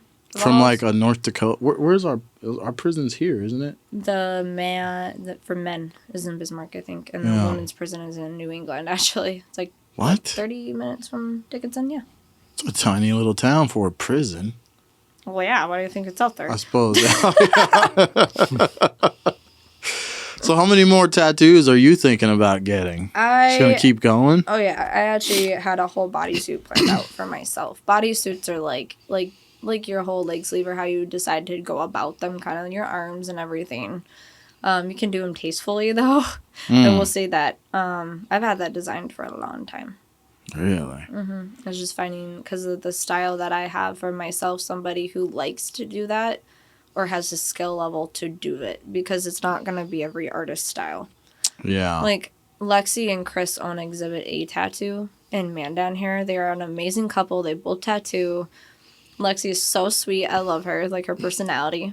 And her work is more like some of it's dainty and soft, or like we like the henna and glitter tattoos. Like we relate on that. And she's getting into that neo-trad, and it's turned out awesome. Like she does some really good neo-traditional work. And then her husband, Chris, some of the cleanest American traditional I've ever seen. Like personally. And that is his like bread and butter. That is what he does. But I asked him to do, like, my neck. Like, he did my neck piece, which it got a little angry. We have to touch it up. But 7 hours, I don't recommend anybody doing that ever. I was premature being like, oh, this isn't so bad. Then we got to the shading, I'm like, ugh. And they're all giving me shit, starting to laugh. And like, yeah, you were so early on that one. I'm like, I know. Like, we joke back and forth. Because we know tattoos hurt. Even we were like, oh, dude, that does not look like fun. But I asked him to do it. I'm like, if you want to try, I know it's not your style, but would you like to try it? Because I trust you, and your saturation is so good. Like, he can saturate without having to constantly come back to the same spot. Oh. So it's less pain, and you're not chewing somebody up.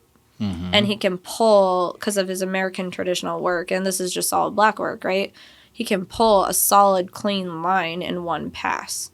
So on the neck, it's a sensitive tissue, and it's hard. Necks are hard to tattoo. I knew he could do it. I knew he could do it with, like, the least amount of, like, pain. Right. Basically, as best as he could.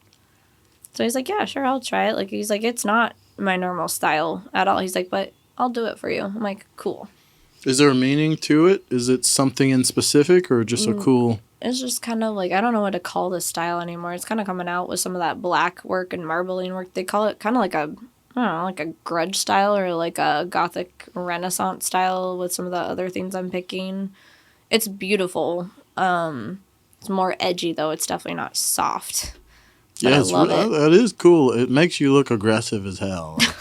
Like a savage. Inside, maybe a little bit. No. I feel like we should have gifted you like an axe or something when you came in here. That's funny, because my mom, growing up, said I looked like, How to Train Your Dragon, the Viking girl. That's who my mom said my character would be if I was an anime or a cartoon. I could see that, yeah. Yeah. Don't they use numbing? Do you guys not have numbing cream? I've heard they had that now. We do. We don't like using it. Why not? Because sometimes it makes people's skin reject ink, or like really tough, like leather, and then we can't tattoo you. All we're doing is cutting you. And it'll reject you the minute we even pull a line. Really? So we don't like to use numbing creams, really. You usually just kind of got to tough it out. Bactine has been a lot of our best friends because it has 4% lidocaine in it, and it is medical, and it's $6 at Walmart, and it's better than some of the numbing products you could buy from tattoo companies. So you spray it on there. Once you get a certain point, the skin has to be open for it to even work. If it's not tattooed yet, it's not going to work. There's, it's like a wound. So you'll spray them, and then you let it sit for a little, and then you start tattooing them. It'll take the edge off of it to make it more, like, comfortable, but it won't totally numb you out. Not like that. But we use it a lot in the tattoo world. What are your pet peeves that people do when you're tattooing? Do you have any? It's gotta be, right? So the first one, I don't mind people watching me tattoo. Like when Eric, he comes up behind me, right? That doesn't bother me. Like, he's doing things, and he's quiet. Like, just don't scare me. He knows that. Like, he knows to make himself known. Where, like, a different videographer we had at the convention before I met, like, Eric to do this with him, he was so quiet, like, he'd scare the shit out of me. I didn't even know that he'd be behind me, and he'd accidentally like tap me or something. It would make my heart jump, like I had like a heart attack in the moment. Which I'm like, let's not. When I'm touching somebody's skin, be like, oops, no. But it's when clients, let's say like you're doing an arm tattoo, and they're supposed to be just relax, just sit back. You can watch me from there, but they're coming like super close, like trying to lean over and watch you, and you're like shoo, like get out of the way, like relax. Yeah, you're like go back. Or one of my favorites, it's half funny but also annoying, when they're super distrustful. So they've seen your stencil, but they don't fully understand what you're doing. And you're tattooing them, and they're like, you're gonna do that, right? Like, or that line's not gonna be there, right? Or like, they're constantly like, yeah, can you just let me do my job, thank you. Like, that is one of them. That's why we make memes of like on Instagram or TikTok. Have you seen the videos where we like saran wrap our client in the chair so they're like this, like they can't move, so we can just tattoo? They're jokes, inside artist jokes of what we deal with. Or I would say all of our pet peeves would be people coming in wanting like a beautiful tattoo, right, or a certain size, let's say like a portrait, or like, it could be just a really well done big piece. And you could be like, yep, that portrait's going to take me like 2 sessions. It's going to be like $2,000 for me to do that, for that black and gray realism. Okay. They're like, oh, that's too expensive.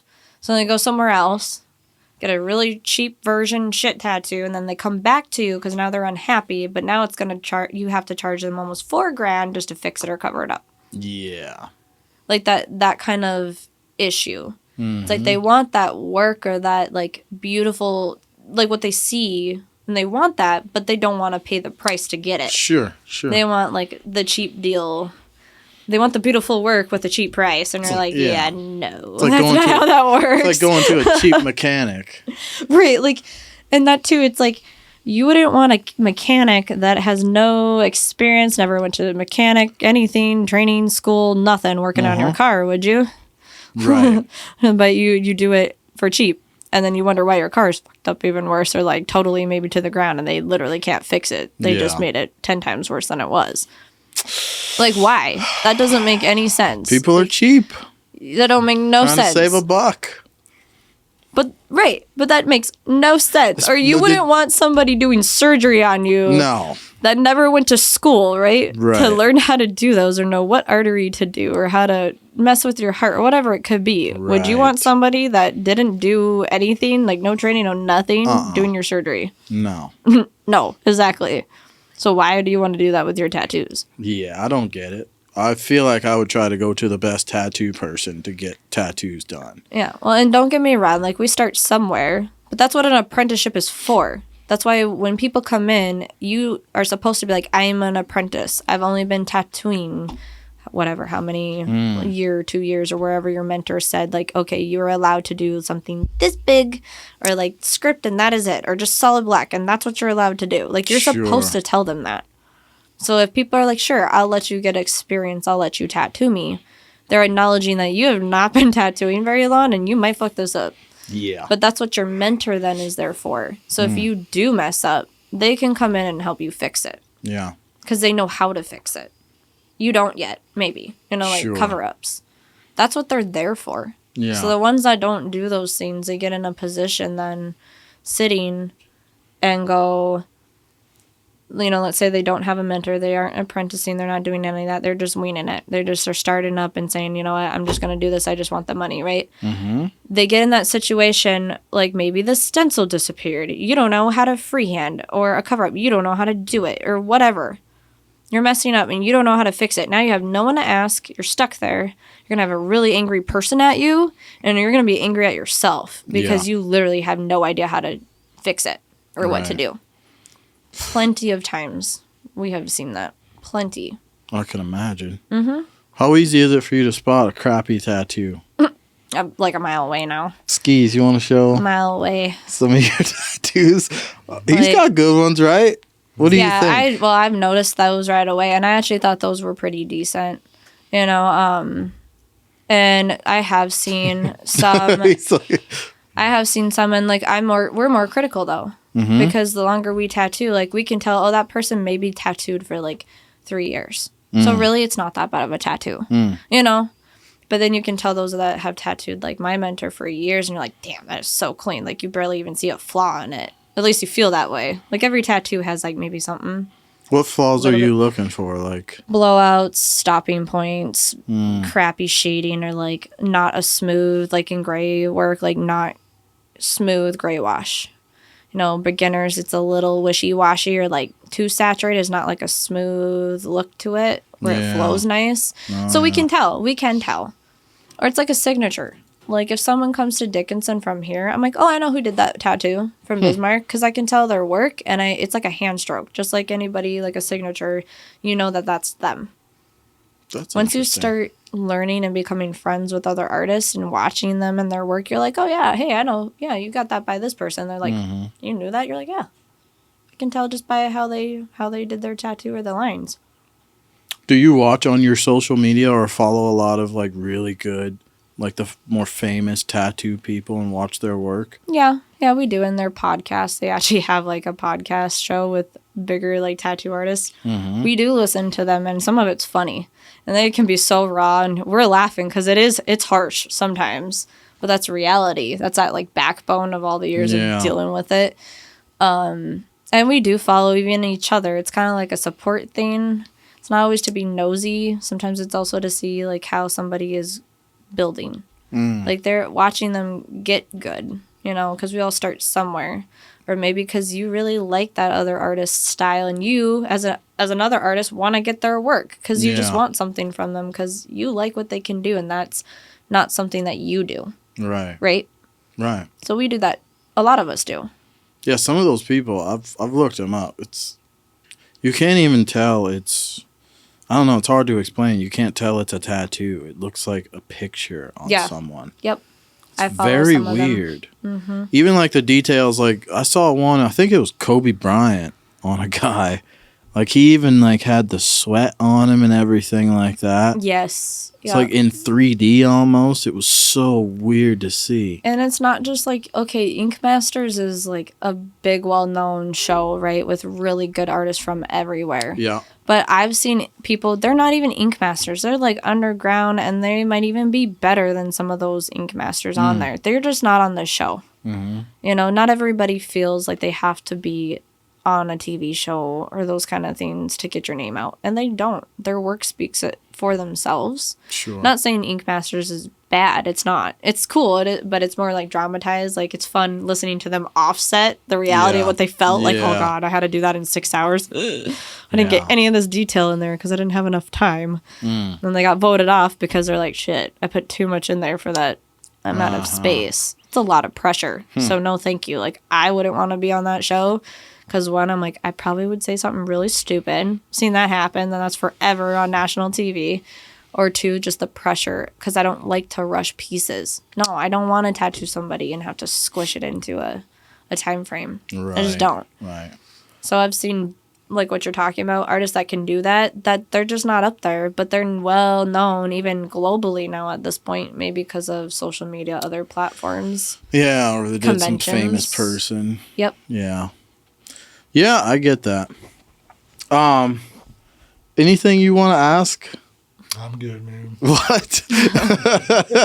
What?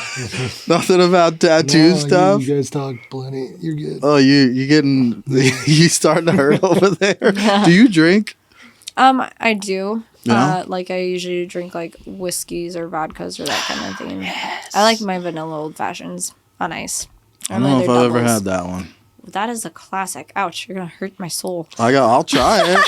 I freaking love whiskey. That's my thing. Yeah, we do. I usually do. Everybody in town, the bars know, I usually have my 3-drink rule, and it's usually my go-to is vanilla old fashions, and they're usually doubles on ice. So it's like I have 3 of those, and then I'm done for the night. Sounds good. Yeah. Lightweight. Hey. I'm small, like a quarter your size. Me and my brother were at his house recently, and I was like, oh my God, we had, I don't know, what was it? One of those big bottles of Jack Honey. And freaking, we were there for, well, it was like 4 hours or something like that. And he and I just kept. And by the end of the night, we're looking at this bottle like, no way, that's gone. Then it starts to set in how freaking drunk I am. I was like, fuck, I don't know. dude. My friends, like Jeremy and Tanya, they know. Like, I'm not like a lightweight. I hold my liquor really good because beer, it's almost like an allergy. It makes me tired and I don't like beer, it. Yeah. But it's more like a choice. I don't like being not in my right mind. I don't like that. Right. So I don't like being so like drunk or that thing that I can't think. I don't know what I'm doing. I hate that. Yeah. Or that spinning of the room. Forget it. No. I had vertigo way back in high school. That was terrible. And that's what it feels like. Yeah. And I'm like, nope. Instantly just done. Like, nope. Not happening. See, I'll never do that out in public. Like, if we're out at the bars drinking or something, I won't go that far. But if I'm at someone's house that I really know and I love them and I trust them, like, then I'll usually turn up a little bit more. Yeah, it's like with your friends or people you're that are super close to a house comfortable. party. Yeah. But I still hate the feeling of being drunk. I know. It's terrible. It's get a good buzz. Like, why do we do this? Chill, yeah. I'm waiting for this kid to turn, like, 21 over here. Let's go. Has he been in the fridge while we're I'm like, oh, you just wait. Welcome to the show, bro. Yep. When we do his first episode, we'll have some drinks. You know what the best part, too, with him is we are going to go to Sturgis for the Rapid City Convention that first week, and he finally will be 21. I'm like, oh, man, you're in for it now. Good luck. Especially with some of them coming up from Arizona. That'll be fun. That'll be fun. You obviously haven't drunk at all, right? Ever? You've never had any. Oh, he's a good kid, right? Of course. Yeah, of course. That's what. Yeah. I've asked people that before under 21. I'm like, you've never drunk, so you don't know, right? They're like, no, of course not. Of course not. No. Not on camera. Right. No, he's the good one. That was. I can't say much for your brother. I'm sorry. His brother and I were in like the same class and everything. We had lots of classes together. I'll put it that way. Nice. Hell yeah. Get the full experience. Yeah.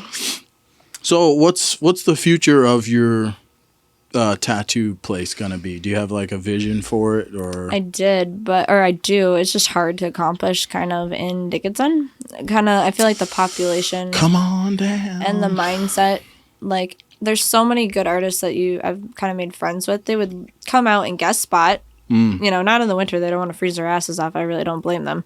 They're from hot places, so. Yeah. But then they also don't want to move here.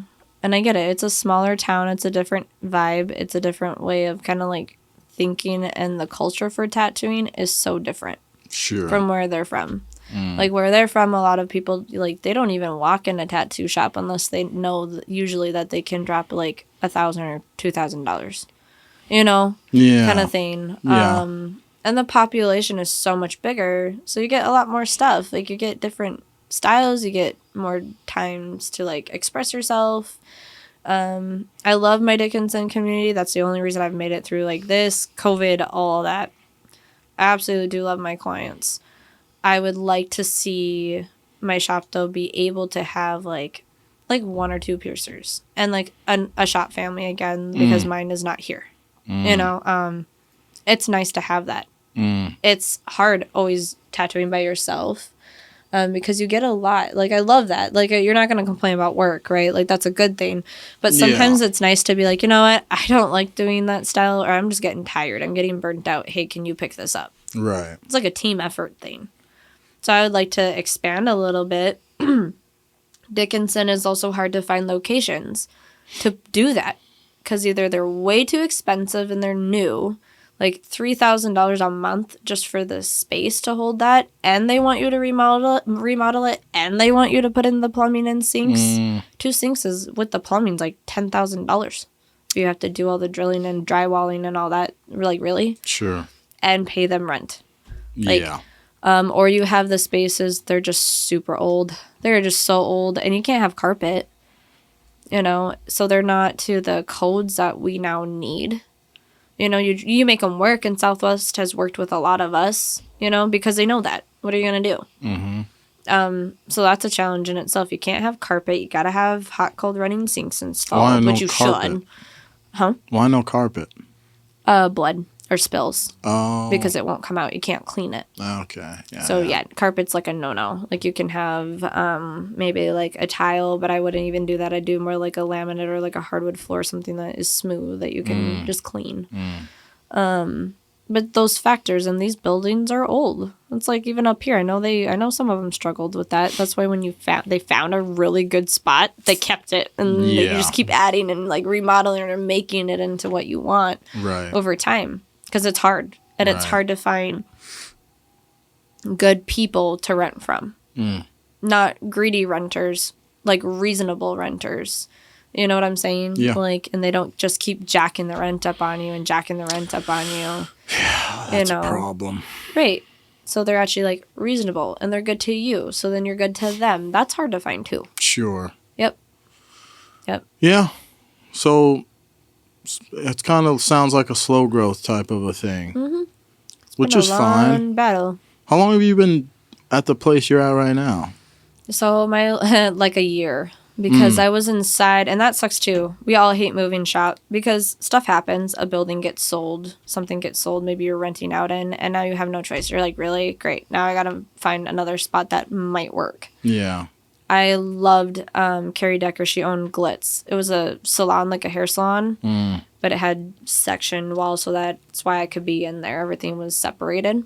Right. She was so fair. She was so good to me, and she just kind of needed to de-escalate her life.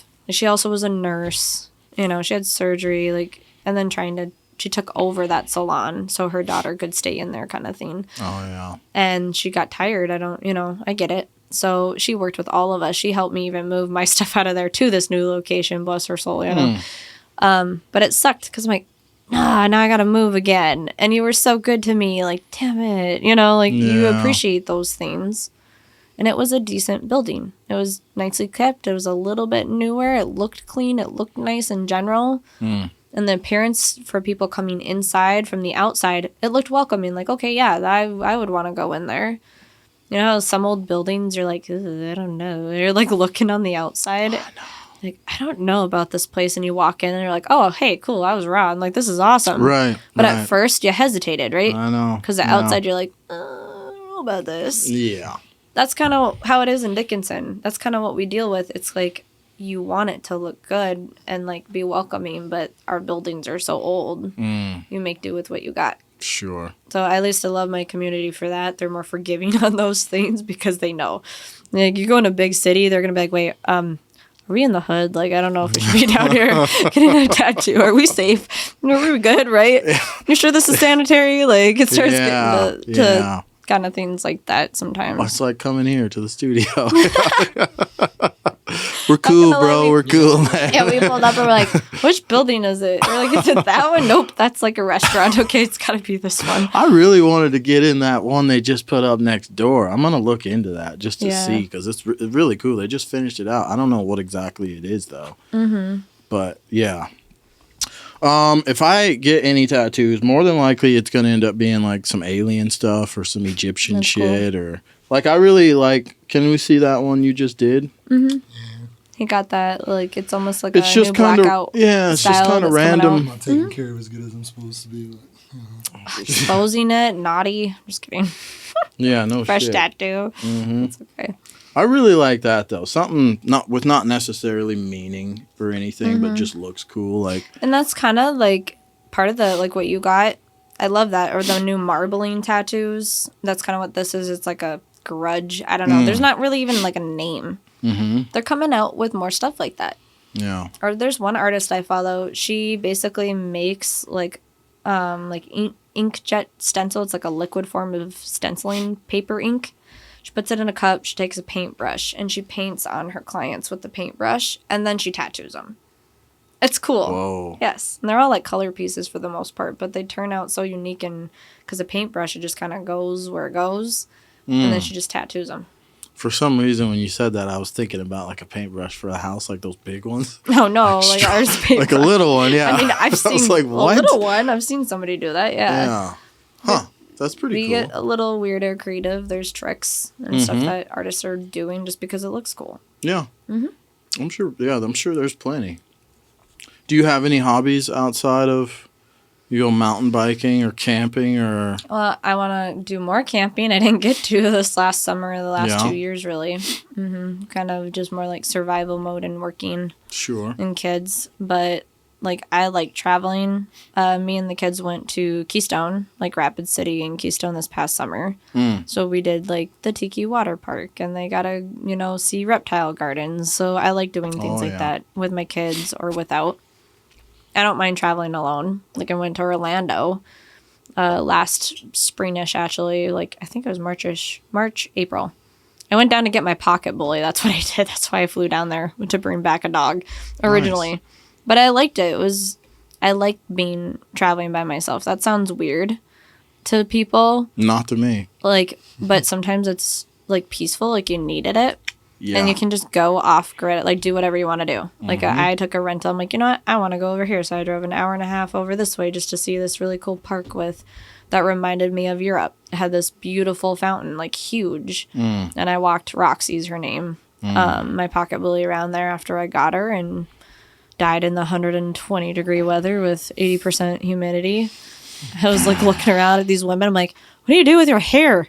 No wonder you guys are almost naked. Like, there's only so many layers you can take off in public. Like, what? Yeah, that makes more sense. Yeah, why they are. It was fun, too, because the locals in those little suburbs away from Orlando were so nice to me. Roxy chilled on the floor, made a big friend with a Mastiff. He was huge. His name was Diesel. Nice. And they just chilled on the floor. It's, like, normal. And we're all sitting at the bar, and everybody was, like, including me.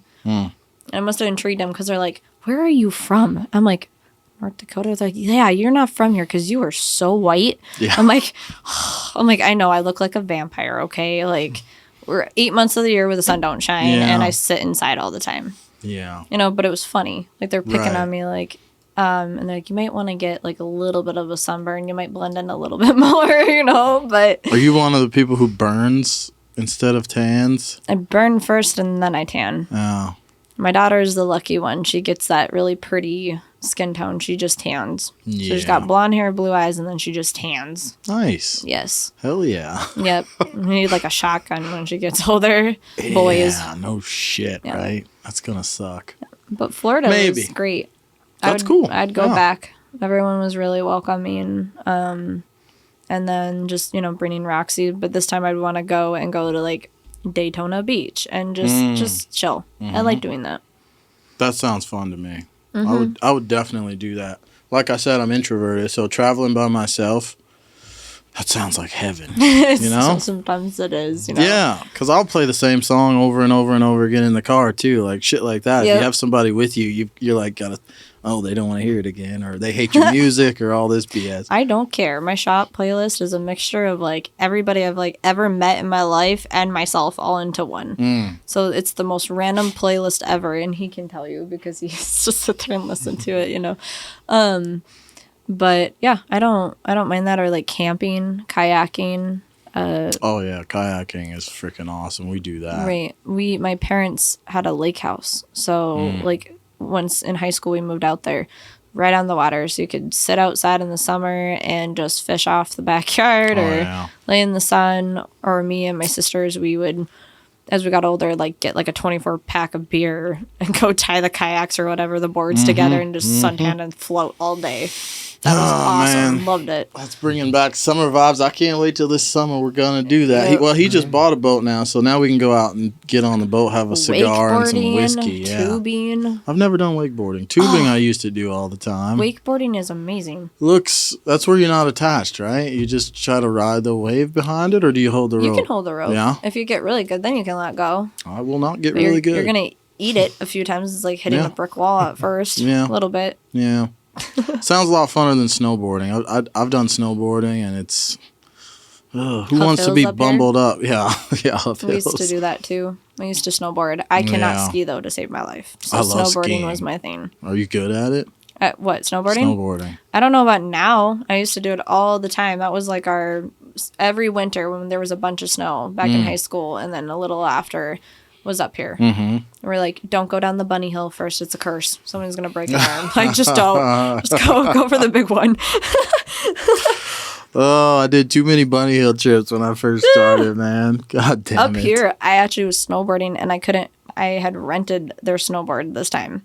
That was a mistake for me, because somebody came in front of me down the, like, really hard, bigger hill and cut me off. Like, right in front of me, and it messed me up. I ended up flipping down the hill backwards, stuck, because I couldn't get one of my boots unclipped.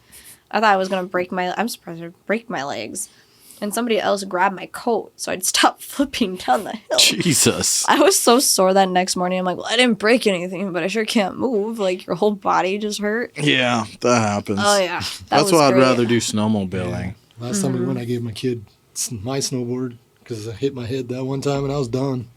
Really? Yeah. Gave yourself a little concussion? Yeah. Skis? I'm got too old for that. Nice, man.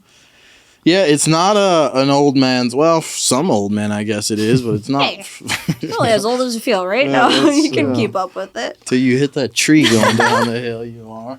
Yeah, I hit a tree a few times. That felt great. Yeah. That's the hardest. Yeah, I can't wait for summer, man. I want to be outside. I've been taking my vitamin D and just indoors, and it's like, it's really starting to get to me. I need some sunlight. Like these past couple of days, we've got a little bit of sun. I'm just like, It feels good. Yeah, no, it feels so damn good. Yeah. You need that. It's a mental thing. It's actually good for your mental health. I think that's why a lot of people struggle when they move here from, like, Florida, Arizona, really sunny places where they get that all the time, and they get into, like, a depression up here. Yeah. Because we really don't. Our vitamin D and stuff is so low. Imagine living in Alaska when they do, like, the 30 nights of darkness, just all dark. I would be upset. It would mess me up. I wonder what their suicide rate is. You know, it's kind of a dark place to go with it, but it's terrible. But yeah, I know that would, like, waking up and going to bed every day and it just being black. That right? Would suck. But then they get miserable. Like days too, right? Where it's just it doesn't go dark. Yes. Yeah, that's which what I'm would saying. Be nice. You'd have jet lag, just it would be basically weird feeling. living there. Yeah. Because have you ever gone to Europe? No. Like so when I did that, we left during the daytime and we flew all the way to land over in London.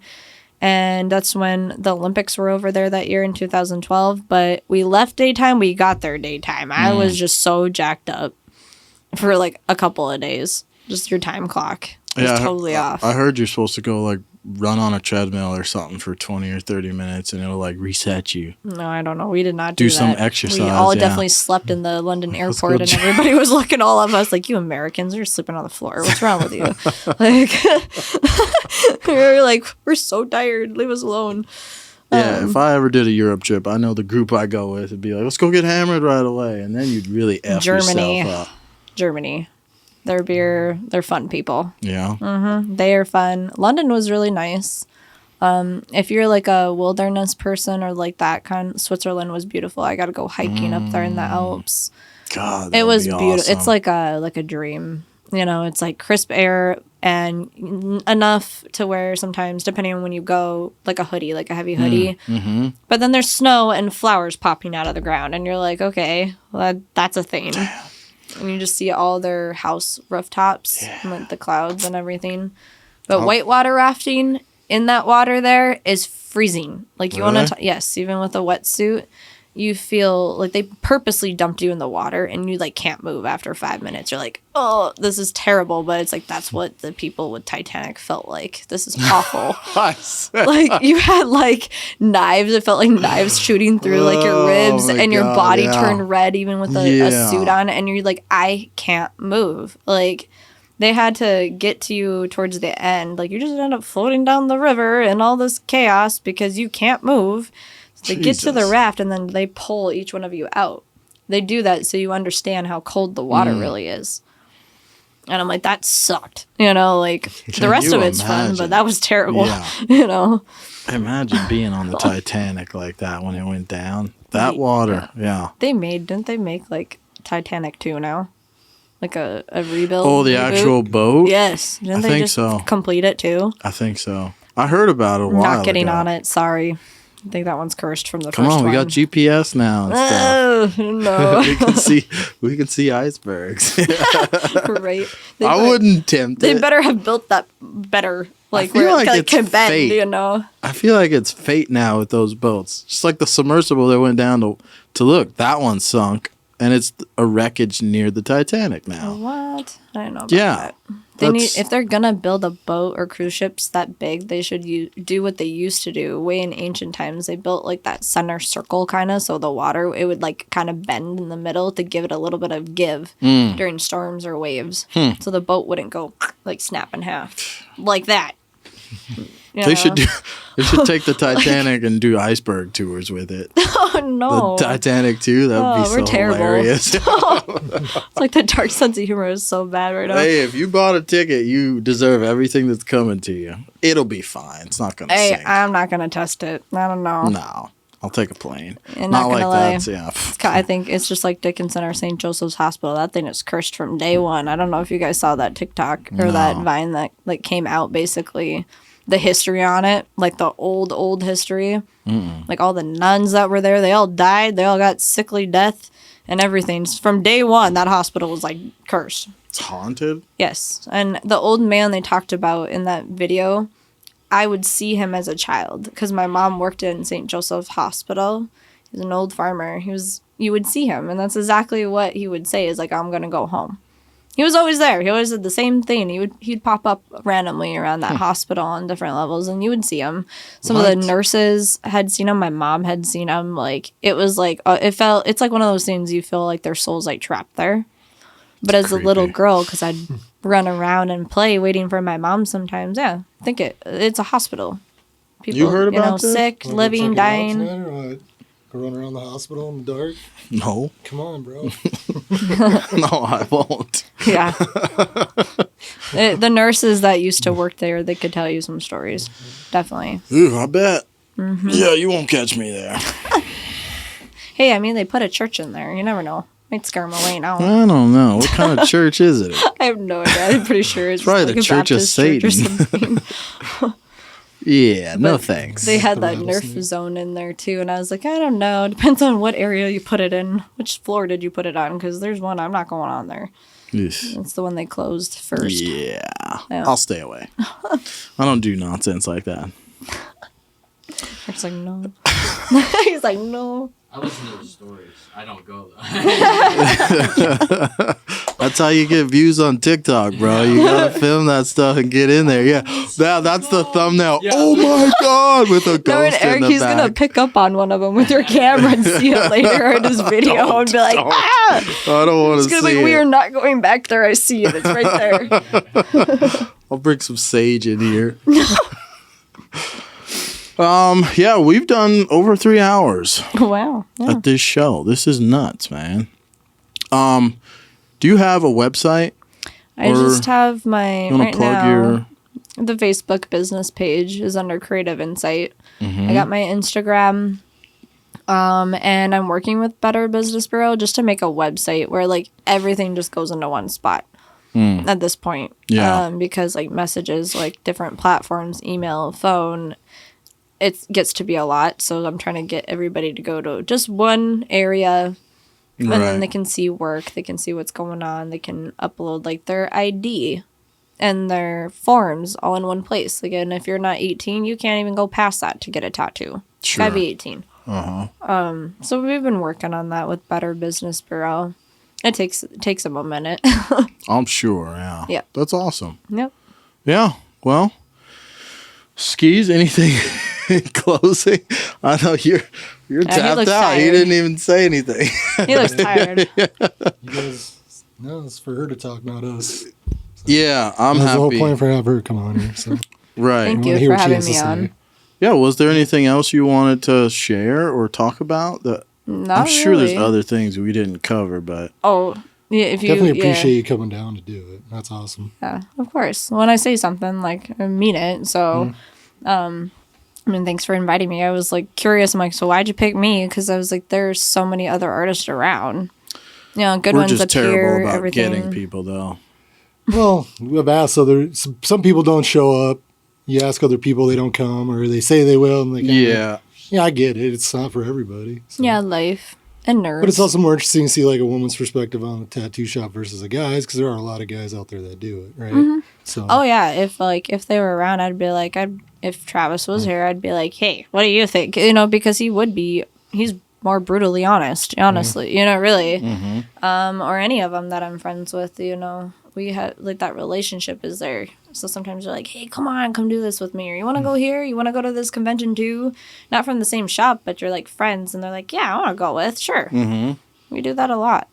That's cool. Do you know anybody that you would recommend that we could talk to? Honest, I don't, like, I know maybe like Chris would. Yeah. For sure. If you wanted like a man point of view. Or maybe Dan. I don't know Dan overly well, like Dan at Inknetic, but he is a much older artist than me, but does amazing work. And he actually taught Chris. So he took him in and then taught him.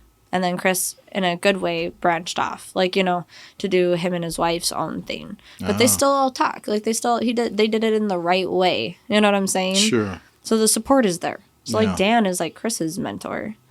Oh, yeah. And he's pretty cool. Yeah. Okay. So they're up here.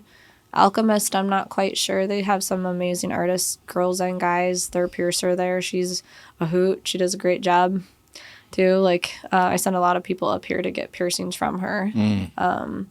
They might. I'm not sure. They're a little bit more to themselves a little. Like, they do talk, but to other people, but amongst themselves, they're a little bit more to themselves, I feel, in my opinion, I guess. Podcasts are different. That's one thing I've found. It's tricky to get people to come on who will.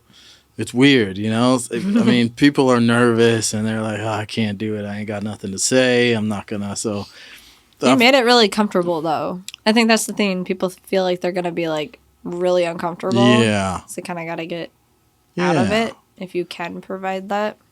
I'm gonna start giving people shots, like come in the door, like Joe Rogan. Yeah. You'll have to come on again. We'll do a drinking show. Oh, it's man. Get, interesting. Like when you're 21, Rogan. too. Yeah. We're going to bring you over here on this. I know. I love Joe Rogan. I watch him all the time. He's freaking hilarious. Yeah. They have some really good podcasts, too, to listen to and views. So many different ones. Oh, my God. Yeah. Yeah, I'd like to get on some bartenders and bouncers. I know they've got some cool stories. Police officers, stuff like that. I'd love to talk to people like that. Maybe even somebody fresh out of prison. Maybe.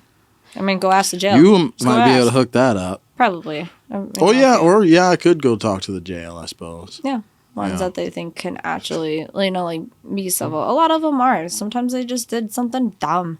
Right. Wrong crowd of things. And, some learn and just some don't. It doesn't always mean that they're internally, bad people. Yeah. I do know that. Sure. Everybody makes bad choices. Yeah. This is true, Skis. This is true. Well, we're going to put an end to this show, and this guy over here sitting probably can't feel his legs anymore. Let's go get food. If you guys like the show, give it a thumbs up, comment, let us know what you think. It's been awesome having you on, Mickey. Thank you. And hopefully we'll get to see you again. Yeah. You guys can come down or I'll come back up. Hell yeah. Fun. I'll be in Dickinson this summer, so I'm sure we'll see you around. Yeah. 2 places most of the time, home or the shop, one of the two. So. Yeah, maybe we'll swing by, do a little video over there. Yeah. That would be sweet. Skis? All right. Later, guys. All right. What's cooler than that? Well, keep it simple, stupid.